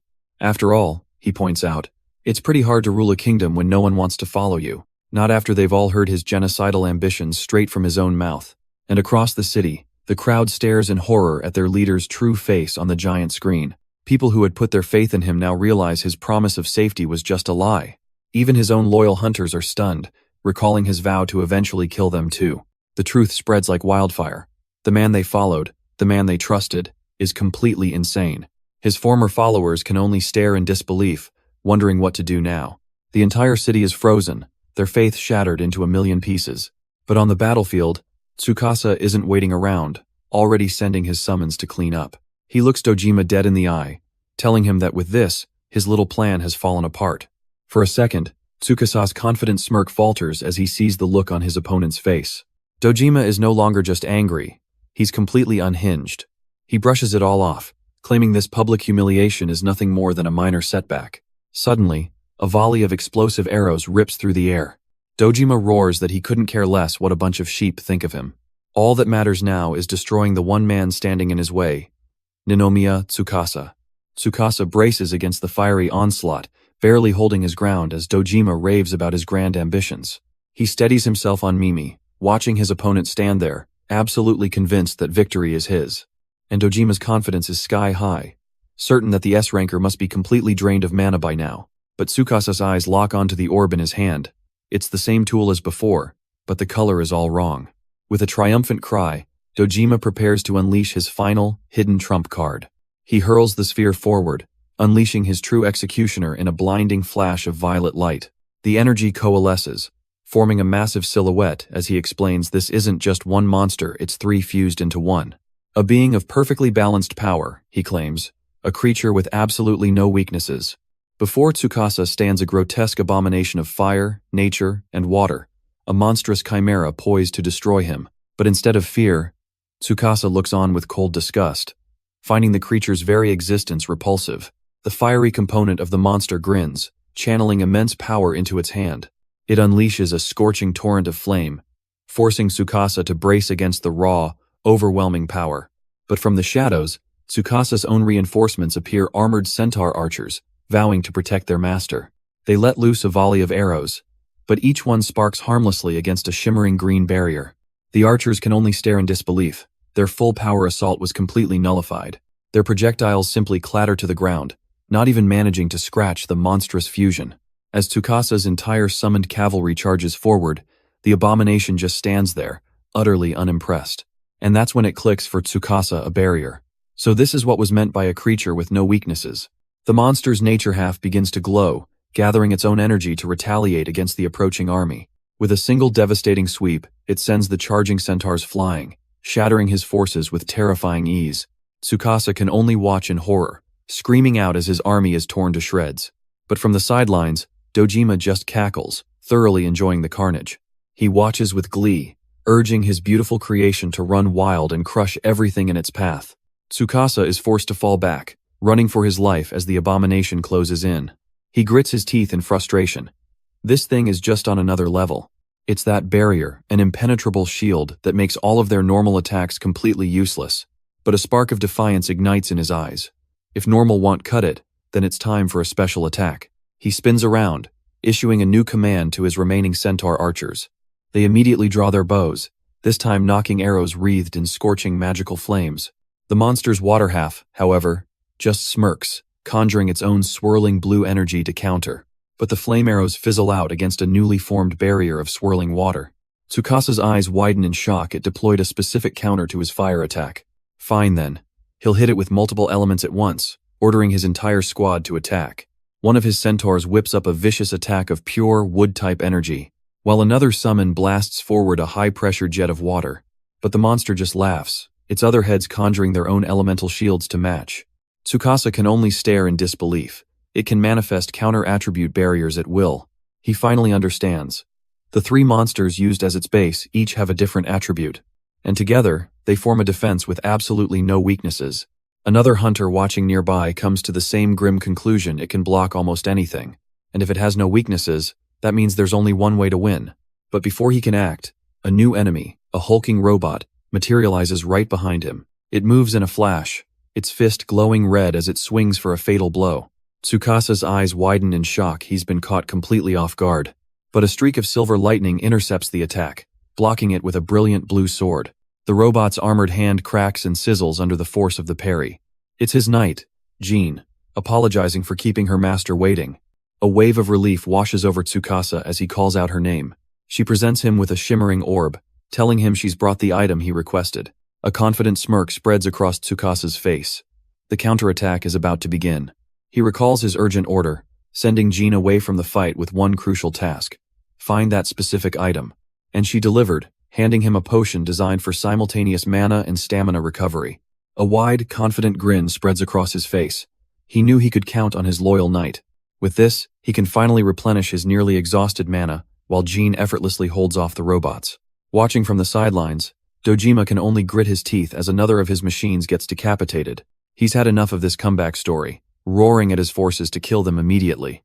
But just as Tsukasa brings the vial to his lips, a menacing crimson aura flares up right in front of him. A new monster, a terrifying incarnation of flame, materializes out of thin air. It doesn't waste a second, lunging forward with a hand crackling with pure destructive energy. And for the second time in as many minutes, Tsukasa is caught completely off guard, his eyes wide with shock. The fire incarnation unleashes a roaring inferno, a point-blank blast aimed to incinerate Tsukasa. He's sent flying, bracing for the end, but the searing heat never makes contact.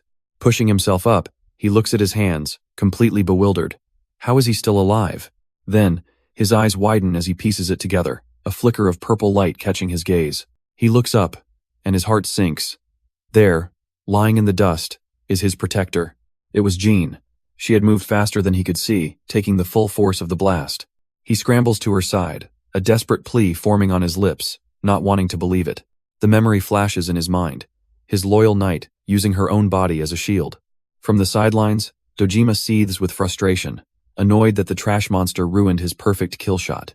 But his annoyance quickly hardens into a cold, murderous resolve. This changes nothing. Dojima watches from above, a cold satisfaction spreading across his face. He sees Tsukasa cradling his protector, desperately pleading for her to hang on. But Jean remains motionless, her eyes closed, her light fading. A wicked grin splits Dojima's face as he realizes he's just crippled his opponent's main summon. Tsukasa holds her tight, the silence filled only by his own quiet despair. But that despair quickly hardens into something else, something far more dangerous. He looks up at Dojima, his voice trembling with rage, roaring that she was his comrade. Dojima just laughs it off, promising to crush the boy and whatever feelings he has. A storm of dark energy erupts from Tsukasa, his grief twisting into pure, unfiltered fury. He unleashes a primal scream, demanding his enemy get down here and face him now. Still clutching Jean, Tsukasa screams his enemy's name, a raw challenge echoing through the arena. But Dojima just smirks from above, deciding there's no need for him to step in personally. Instead, he summons a terrifying new monster, a hulking chimera, commanding it to destroy the boy. Tsukasa's rage cools into focus. He instantly recognizes this as a chimera type, designed with no weaknesses. If he can't take this thing down fast, the battle will only get worse. But how can he possibly beat it? A weak groan snaps him back to reality as Jean's eyes flicker open. She apologizes to her master for taking such a heavy blow, but he quickly silences her. From the shadows, Dojima's mocking grin widens as he listens in. He scoffs at Tsukasa's leadership, questioning if he really has time to worry about a useless subordinate. Ignoring the taunt, Tsukasa gently sets Jin aside, telling her to rest and recover while he handles this. But first, he needs to get her to safety, calling out for his loyal companion, Mimi. He orders the little mimic to look after Jin, and it immediately creates a magic carrier. With the utmost care, Mimi lifts the injured knight, preparing to move her from the battlefield. Now, with his loyal summon safe, Tsukasa turns to face the monstrous chimera alone. A surge of confidence fills him. It's alright, he can do this because he has mana now. This is the power Jin entrusted to him, and he refuses to let her sacrifice be in vain. With a roar, he unleashes his entire arsenal, summoning a legion of monsters to the field. He points forward, his voice echoing with absolute command to take the enemy down. At his order, the army charges, centaur archers letting loose a volley of flaming arrows, while his armored knights unleash powerful streams of concentrated energy in a full-scale assault. Even his support summons join the fray, weaving complex spells to find a weakness. But every single attack, no matter the type, is effortlessly blocked by the chimera's overwhelming power. As the onslaught continues, Tsukasa calmly prepares a new kind of trap, a vicious, spinning saw of pure energy. His eyes lock onto the target, a flicker of insight revealing the monster's hidden flaw. He realizes that the chimera's greatest strength, its fusion, is also its fatal weakness, leaving a critical opening. If he can just aim for the joints that bind its elemental bodies together, the entire creature will be ripped apart. His racing saw shreds through the connection, forcing the monster to split. A cold, confident smirk spreads across Tsukasa's face. The real hunt is about to begin. Just as he planned, the chimera is broken down into its 3 original, far weaker elemental forms. Now, he'll simply exploit their attributes, hitting each one with a lethal trap of the opposing element. First, for the wood type, he unleashes a searing inferno burner. The fire type is met with an endless aquatic cannon, dousing its flames. And for the water type, a nest of gluttonous plants drains it dry. The elemental counters slam home, a perfect execution of his strategy.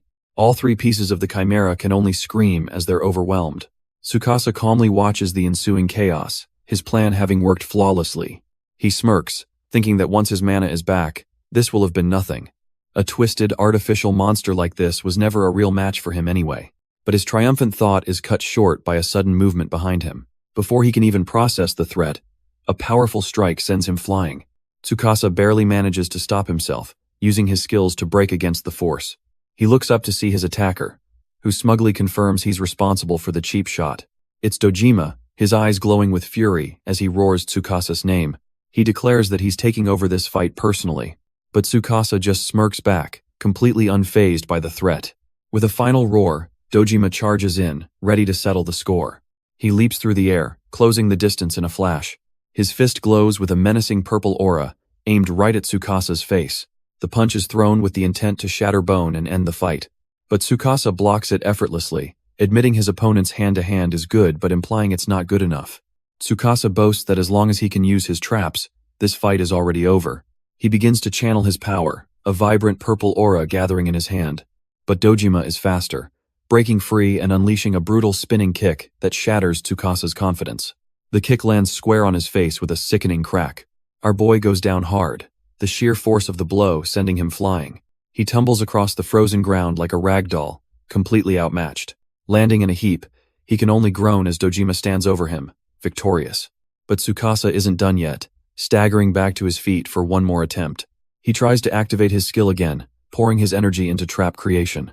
Dojima just grins, mockingly asking what's wrong, as if he knows a secret Tsukasa doesn't. A cold sweat drips down his face as a horrifying thought begins to surface. It can't be his trap creation powers aren't working at all. Dojima just smirks, telling him he's a little slow to catch on. His grin widens into a predatory sneer, savoring the moment.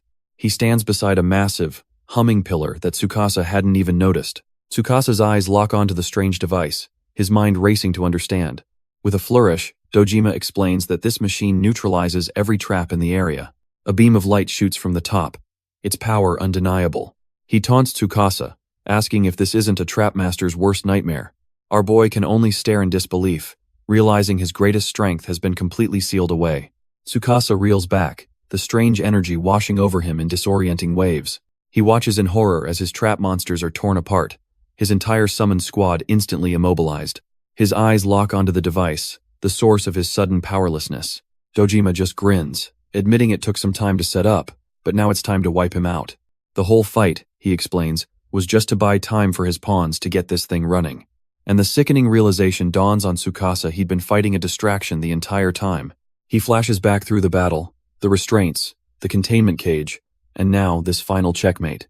Every single one of Dojima's rare items is just absurdly overpowered. But through the despair, a single thought cuts through the noise. All these fancy toys mean one thing: Dojima's actual stats as a hunter must be garbage.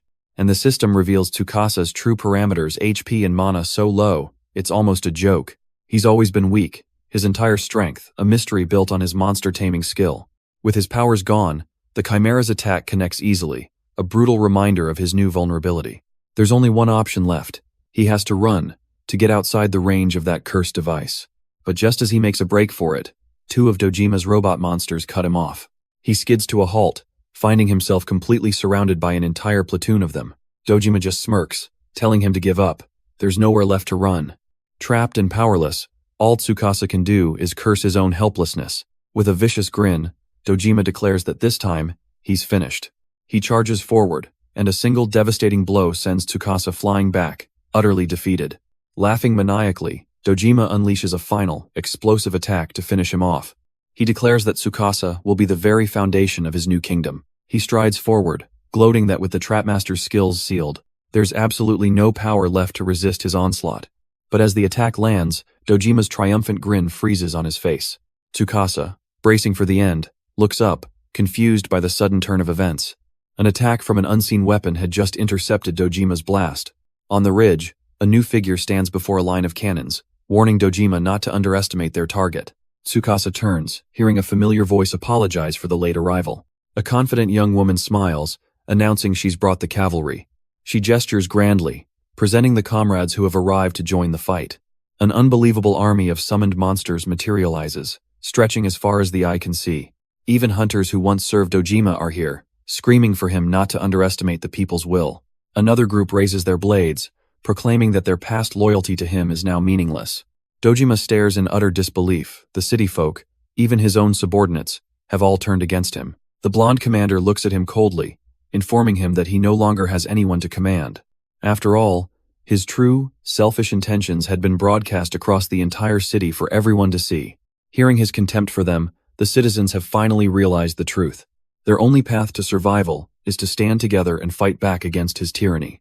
And now, she declares, this unified force has a proper leader to command them in this battle. And that leader, she proclaims, is the most reliable hunter standing right there, Ninomiya Tsukasa. With her forces behind her, the blonde commander points her blade forward, ordering everyone to follow his lead. Her voice rings out with conviction, calling him the only light capable of saving this world from despair. The crowd roars in absolute agreement, their hope and fighting spirit ignited. With the entire city now backing him, Tsukasa faces down the tyrant Dojima, ready for the final battle. He seems a bit sheepish, muttering that they're exaggerating his importance. But that humility quickly vanishes, replaced by a sharp, calculating gaze. Tsukasa points not at Dojima, but at one of the massive devices, demanding his summon destroy it. Dojima is completely floored, the sheer audacity of trying to command his own summon. But before he can even process it, the blonde commander has already given her own order: ready aim. The blonde commander screams the order to fire, and Dojima can only watch in horror as his own weapon turns on him. He's engulfed by the massive explosion, his prized defenses crumbling around him. The tyrant is left utterly stunned, unable to comprehend how his perfect control has shattered so completely. But as Dojima reels, Tsukasa's eyes flash with power. His skills have been fully restored. A brilliant purple aura erupts from him as he announces that from this moment on, he is in command. He summons his own army of armored knights, declaring their first mission, to take back the West District. Tsukasa's massive metallic shark soars over the battlefield, a declaration that the people will no longer bow to a tyrant. The entire rebel army roars in agreement, their fighting spirit ignited by this new hope. With a unified war cry, the hunters and soldiers charge forward as one. They storm the district, a tidal wave of rebellion led by the one man who gave them the courage to fight back. With his army at his back, Tsukasa declares this is the fight for the freedom they all deserve. The rebels heed the call, unleashing a powerful opening salvo from their heavy cannon. Explosions rock the battlefield, but the blasts barely scratch Dojima's robotic legion. The tyrant just clicks his tongue, mocking their futile and frankly embarrassing struggle. He points a single finger, ordering his artillery squad to wipe that pathetic cannon off the map. One of his robots immediately shoulders a launcher and fires a countershot. A massive beam of energy rips through the air, scoring a direct and devastating hit. Dojima can't help but flash a sadistic grin, enjoying the sight of their hope being crushed. The rebel soldiers watch in utter disbelief as their primary weapon is instantly destroyed. Their commander desperately screams for them not to flinch, but even he knows this is a losing fight. Undeterred, their commander points towards the fray, declaring they're going down to fight. He roars that they'll do it alongside Ninomiya, their newfound beacon of hope. A surge of morale hits the troops. They're ready to take everything back. But their valiant charge lasts all of 2 seconds before another blast scatters them like dust. Watching the pathetic display, Tsukasa knows he can't just send these untrained men to their graves. Suddenly, a calm voice remarks that he looks like he's in a bit of a bind. Tsukasa turns around, surprised to see 3 heavily armed hunters standing behind him. His eyes widen in recognition. These guys are from the Hunter Association. The leader of the trio smirks, looking completely at ease in the middle of a war zone. He explains they're here to help out, ready and willing to join the fight. The hunter leader assures Tsukasa they'll handle civilian support while his team gets ready to charge. But the reinforcements don't stop there, as another platoon of armed men materializes behind him. Their commander steps forward, fire in his eyes, declaring they're ready for the front lines and await his orders. Tsukasa is confused. Aren't these guys Dojima's subordinates? The commander immediately corrects him. Not anymore. He explains with disgust that after hearing Dojima's dictatorial speech, they could never follow such a man. As an enemy robot stomps forward, the defectors form a line, bracing themselves to prove their words. Their leader admits that Tsukasa has every reason not to trust a bunch of turncoats like them, but as his blade flares with energy, he begs to be put to work, insisting they are still hunters through and through. Seeing their resolve, a small, genuine smile finally breaks through Tsukasa's strained expression. Surrounded by his summons, the association's elites, and now these defectors, a single thought crystallizes. They might actually win this. But even with this new army, Tsukasa realizes there's one critical problem. He's completely out of stamina, clutching his jacket just to stay on his feet. Every single eye is on him. This whole battle hinges on his command. If he goes down now, all their newfound determination will be for nothing. Then, just as he's about to fade, a gentle, sparkling light envelops his body. He feels a sudden surge of energy, as a system window confirms it. His stamina is restored. A familiar voice tells him to leave the healing to her, calling him Big Brother. He whips around in disbelief. It's his sister, Shiori. How is she even here? She holds up a glowing potion, explaining she made it herself from herbs she'd gathered. Shiori admits she's been secretly studying potion making, arriving at the most critical moment possible. She tells him she always thought a day like this might come, a day where she could finally be useful. With fierce determination, Shiori vows she won't let him fight alone. She will carry this burden with him. Tsukasa is stunned, barely able to process that his little sister is really here. But her resolve snaps him out of it, and he places a reassuring hand on her shoulder, thanking her. With his sister now safely under his protection, the commander is back.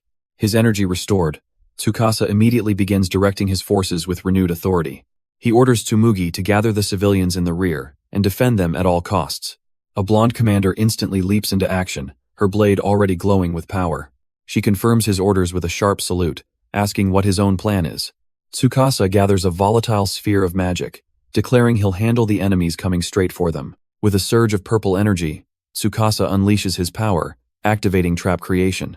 A magic circle appears in the sky, summoning a deadly rain of boulders down on the enemy. The robot monster is instantly crushed, leaving Tsukasa and his new followers standing in the aftermath. His allies can only stare in disbelief at the sheer scale of his power. But Tsukasa's mind is already on the next step, wondering where the enemy commander, Dojima, is hiding. He knows this battle only ends when the leader is taken down, yet the man is nowhere to be found. While his forces engage the remaining minions, he puts his real plan into motion, a foot pressing a hidden detonator. A massive explosion erupts from the mountainside, catching the enemy army completely by surprise. Panic spreads through their ranks as the blast triggers a devastating landslide. They scramble to escape, but it's far too late. The entire hillside is collapsing on top of them. Screams echo through the quarry as the rebel forces are swallowed by the earth. But from a distance, Tsukasa watches, a cold dread washing over him. This wasn't supposed to happen. His plan was perfect. Suddenly, a booming laugh cuts through the chaos from high above the battlefield. Tsukasa and his allies look up. Their victory celebration cut short by confusion. It's Dojima, sneering down at them, a predator who's finally cornered his prey. He mocks Tsukasa for his short-sightedness, revealing an army of his own encircling the entire quarry. And with a single foot pressed down on a detonator, he reveals the true nature of his trap. He warns them that any suspicious move will trigger a rockslide to bury them all alive. Tsukasa can only grit his teeth, realizing he walked his entire army into a tomb of his own making. Tsukasa's mind races. He can't use warp traps to save everyone without Dojima triggering the explosion. His sister Shiori calls out to him, her voice filled with worry. He glances at her, his resolve hardening. He can't let her get hurt. But Dojima interrupts, a cruel smile on his face as he announces he has a proposal. Suddenly, a pair of glowing restraints materialize right at Shiori's feet. She recoils, realizing they're mana-sealing cuffs, as Dojima orders her to bind her brother. The ultimatum is laid bare. Deliver Ninomiya Tsukasa, and the rest of them will be spared. All eyes from the rebel army turn towards their leader, a mix of fear and desperation on their faces. Shiori stares, horrified by the impossible choice she's been given, and Tsukasa stands in silence, the weight of their lives now resting entirely on his surrender. Dojima scoffs, telling his cornered foe that thinking about it is useless now. He declares that Tsukasa has no moves left. This little game of rebellion is over. It's a shame, really, but everything will be settled with Ninomiya's defeat. He bellows at the watching rebel army, demanding they hand over their leader immediately. The ultimatum is simple: surrender him, or every last one of them will be sent to the afterlife. His gaze then narrows, focusing directly on Shiori with a chilling command. She clutches the glowing restraints, trying to feign bravery, insisting she's not afraid to fight. But Dojima's piercing eyes cut through her act, seeing the truth of her fear. In an instant, her defiant expression crumbles, tears welling up as her terror takes over. Tsukasa watches in silence, the sight of his sister's despair twisting a knife in his gut. And in a voice devoid of emotion, Tsukasa tells his sister to do it, to tie him up with the restraints. Shiori freezes, the words hitting her like a physical blow. Her own brother, surrendering? And so, he's bound and dragged by robotic guards, presented like a trophy before a gleeful Dojima. The villain sneers, calling it a disappointing end for a man who would throw it all away for such pathetic people. Tsukasa is forced to his knees, the glowing ropes wrapped tightly around him, seemingly helpless. Dojima promises to take his sweet time, sending him to the other side, making sure his own friends inflict the pain. He leans in with a sadistic grin, asking if the great Ninomiya Tsukasa has any last words before the screaming starts.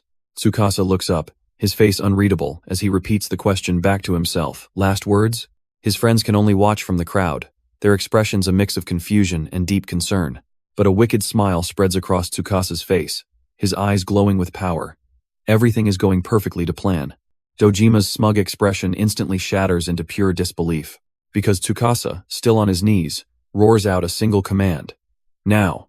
A nearby guard's visor flashes not red, but a brilliant, cold blue. It's one of Tsukasa's own creations, a Tin Man trap monster, hidden in plain sight.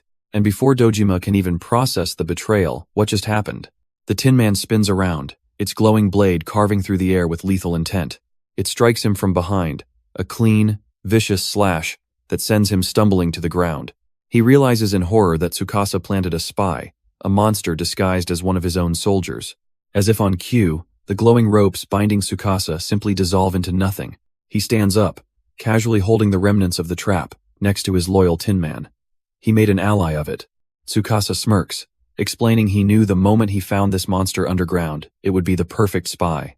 So he recruited it, hid it away in one of his trap coffins, and patiently waited for the perfect moment to launch a surprise attack. But the Tin Man's blade wasn't just aimed at Dojima himself. The attack sliced through something far more important.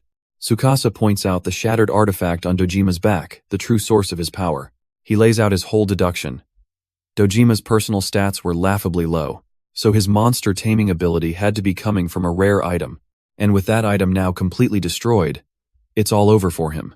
Dojima can only stare back, the cold sweat of realization drenching his face. He's been utterly outplayed.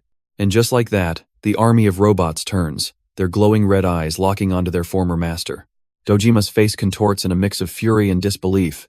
This can't be happening. The monsters begin to glitch and shudder, their systems breaking down without his command. Unstable red energy crackles around them as they go completely haywire. He scrambles backward in terror, screaming that he's losing control of his monsters. Tsukasa watches calmly, remarking that with the monsters now free, this place is about to descend into chaos. But he adds with a smirk, at least they won't obey that little order to detonate the dynamite. He stands over the pathetic tamer, who can only curse his name, utterly powerless. With the immediate threat neutralized, Tsukasa turns his attention to the wider battlefield, shouting for everyone to rise. He declares that from this moment on, it's a complete and total free-for-all. Spurred by his words, the hunters quickly rally, a leader shouting for them to watch each other's backs. They form a defensive front, ordering civilians to safety and calling for support from the rear. Just then, a new, far more organized team steps forward, their commander ready to take charge. Without hesitation, she leads her elite squad charging directly into the fray. She plants her feet, blade held high, ready to carve a path through the enemy lines. With a fierce look, she declares that they are here to support Mr. Ninomiya. Another hunter, the team's true leader, appears with a confident smirk, pleased by the turn of events. He gives the signal, and his entire squad prepares to charge the horde of glitching robots. With Tsukasa at the forefront, channeling his power, the counterattack officially begins. The A-rank hunter team, Tsumugi, has finally made its grand entrance on the battlefield. The Tsumugi team leader immediately barks out his first command: secure the area. His priority target is the swarm of robots guarding the dynamite detonators. His squad responds in perfect sync, charging forward to engage the enemy head-on. But as they rush in, Tsukasa is already casting, his mind on a much bigger play. Suddenly, dozens of purple magic circles ignite in the sky above the unsuspecting robots. He's deployed a massive, field-wide trap across the entire zone. It's his forced magnet spell, a trap designed to pull everything to a single point. The glitching machines are immediately ripped from the ground, drawn helplessly into the air. They have no control, their programming useless against this overwhelming magical force. Tsukasa smirks, his plan working perfectly. The detonators are now completely clear. Meanwhile, another hunter squad, led by a fiery blonde commander, charges in to support the attack. But their path is immediately blocked by a new wave of robot monsters powering up from the shadows. The commander grits her teeth, realizing they have no choice but to deal with this unexpected blockade first. She quickly glances back, checking to see if her team is holding up against the sudden assault. They're struggling, realizing these machines are far tougher than they look, and they'll never reach their target like this. One of her men strains, his weapon barely deflecting the relentless, crushing blows from a robot. Suddenly, one of the machines unleashes a powerful spinning attack, the iron axe pendulum. A metallic head clatters to the ground, but its destruction reveals even more machines waiting behind it. The rest of the squad looks on, stunned and confused by the sudden turn of events. It was Tsukasa who had intervened, preparing a spell to draw all the aggro onto himself. He yells out a command, telling his allies to use the opening he created to take out the enemies guarding the dynamite. A trio of hunters heeds the call, their expressions grim and determined as they move in. They unleash a coordinated barrage of skills, a spark axe, thunder sword, and fire sword cleaving through the robots. But Tsukasa's already multitasking, deploying a confusion jump trap for his next gambit. A young swordswoman named Tsumugi shouts her confirmation, already sprinting towards her designated spot. Her foot lands squarely on the glowing purple trap, activating the warp sequence instantly. Teleported behind enemy lines, she unleashes her ultimate technique, the secret sword, Meteor Slash. A storm of golden energy rains down, completely annihilating the monsters in the rear guard.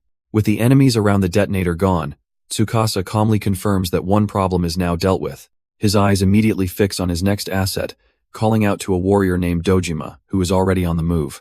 Tsumugi yells for Ninomiya to go, sending him after the real target. She and the other hunters will take full command of this battlefield while he goes to settle things with Dojima.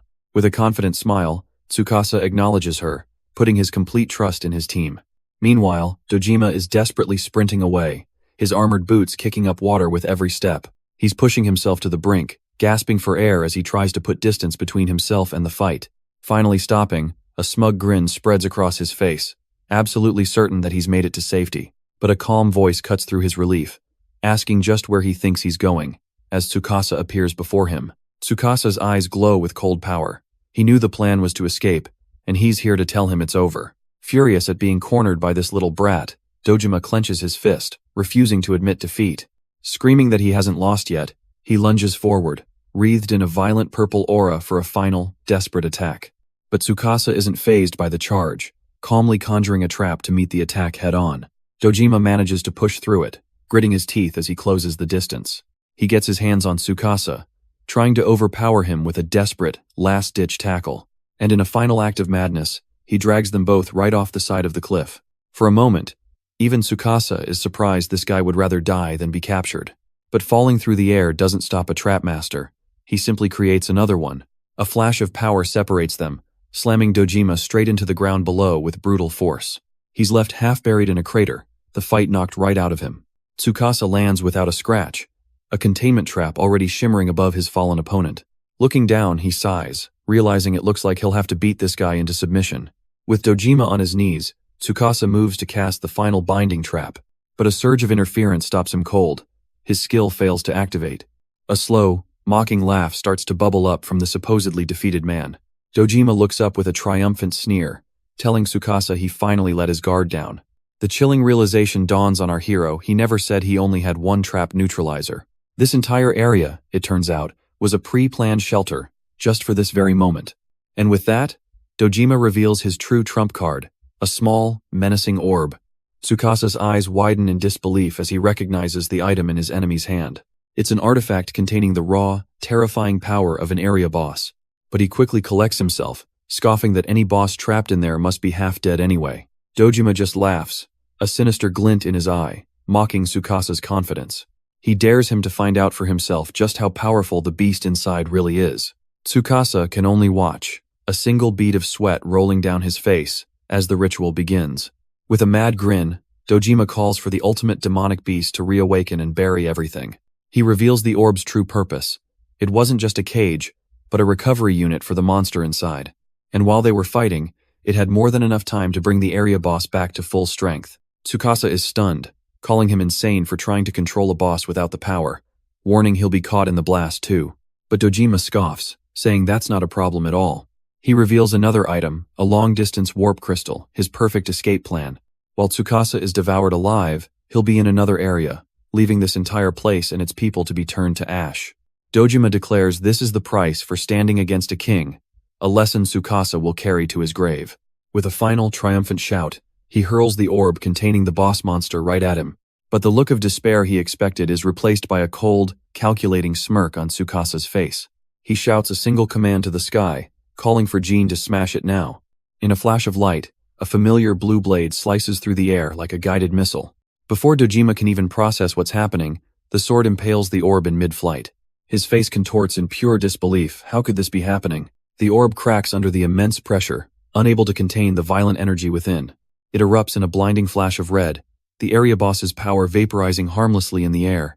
Dojima is left utterly speechless, his ultimate plan shattered in an instant. Tsukasa casually informs the stunned Dojima that his trump card was crushed before it was even summoned. A system notification confirms it. The area boss suppression is complete. Across the battlefield, the remaining monsters begin to dissolve into dust, leaving the other hunters baffled. The realization dawns on them, the creatures are vanishing because the boss has been defeated. Relief and cheers erupt as they quickly deduce that Ninomiya Tsukasa must be the one who pulled it off. His sister, Shiori, watches from afar, her mind reeling. Her brother did all of that? Dojima can't accept it, frantically thinking how he sealed every single one of Tsukasa's traps. Where did that sword come from? Tsukasa grips the hilt of his mystic light blade, the one variable Dojima never accounted for. In a flash of blue light, he swings his blade, cutting down the traitor as he lets out a scream of pain. Dojima collapses to his knees, and Tsukasa coldly explains that this, too, was all part of the plan. With his blade held high, Tsukasa reveals the true target of his attack. He slams the mystic light blade down, shattering the storage case holding the area boss. As red energy bleeds from the broken container, he coolly declares that it's all over. And with a wave of his hand, his summons, Genie and Mimi, reappear in perfect condition. Dojima stares in disbelief. Weren't those trap monsters supposed to be out of commission? Tsukasa smirks, explaining he knew Dojima would try to reuse the area boss after letting it recover. So he simply waited for the perfect moment, when Dojima brought the case back out. But the traitor is still confused, sputtering that Tsukasa's subordinates were on the verge of death. Tsukasa's explanation is simple. It all goes back to the recovery medicine he got from Jin. He never drank all of it, purposefully saving a portion for this exact moment. He flashes back to when Jin took that heavy damage. It looked like he was pulling her out of the fight for good. But in reality, he gave her the recovery medicine in secret, ordering her to lead a flanking squad and wait. His instructions were precise. He knew Dojima would try to summon the area boss again, and she was to strike at that exact moment. And so, Jin and Mimi watched the battle from a safe distance, leaving the rest to the other hunters. They patiently laid in wait for the moment. Dojima let his guard down and finally brought out the case. Peering through a pair of binoculars, they saw their target, Dojima, holding the purple containment sphere. Mimi, ever the excitable one, spotted him first and immediately started pointing him out. Jean, however, was less than impressed with the little mimic's outburst. With a sigh, she tells Lady Mimi to pardon her, before firmly planting her boot on the chest's head to get it to shut up. With the plan in motion, Jean rockets into the air, leaving a stunned Mimi on the ground. She soars high over the battlefield, sending her blade hurtling downwards towards its true target. The sword smashes right through the containment sphere, shattering Dojima's trump card completely. The scene cuts to the aftermath, with Tsukasa standing over the broken and defeated hunter. He begins to lecture him, explaining that Dojima's selfish fighting style was always his greatest weakness. Tsukasa, in contrast, borrowed the strength of his allies to win this razor-thin battle. That overwhelming power Dojima was so proud of was the real trap that led him straight to his own defeat. The disgraced hunter can only clutch his head in pure humiliation as his failure is officially confirmed. And with that, a final announcement rings out. The West Ward area dungeon has been cleared.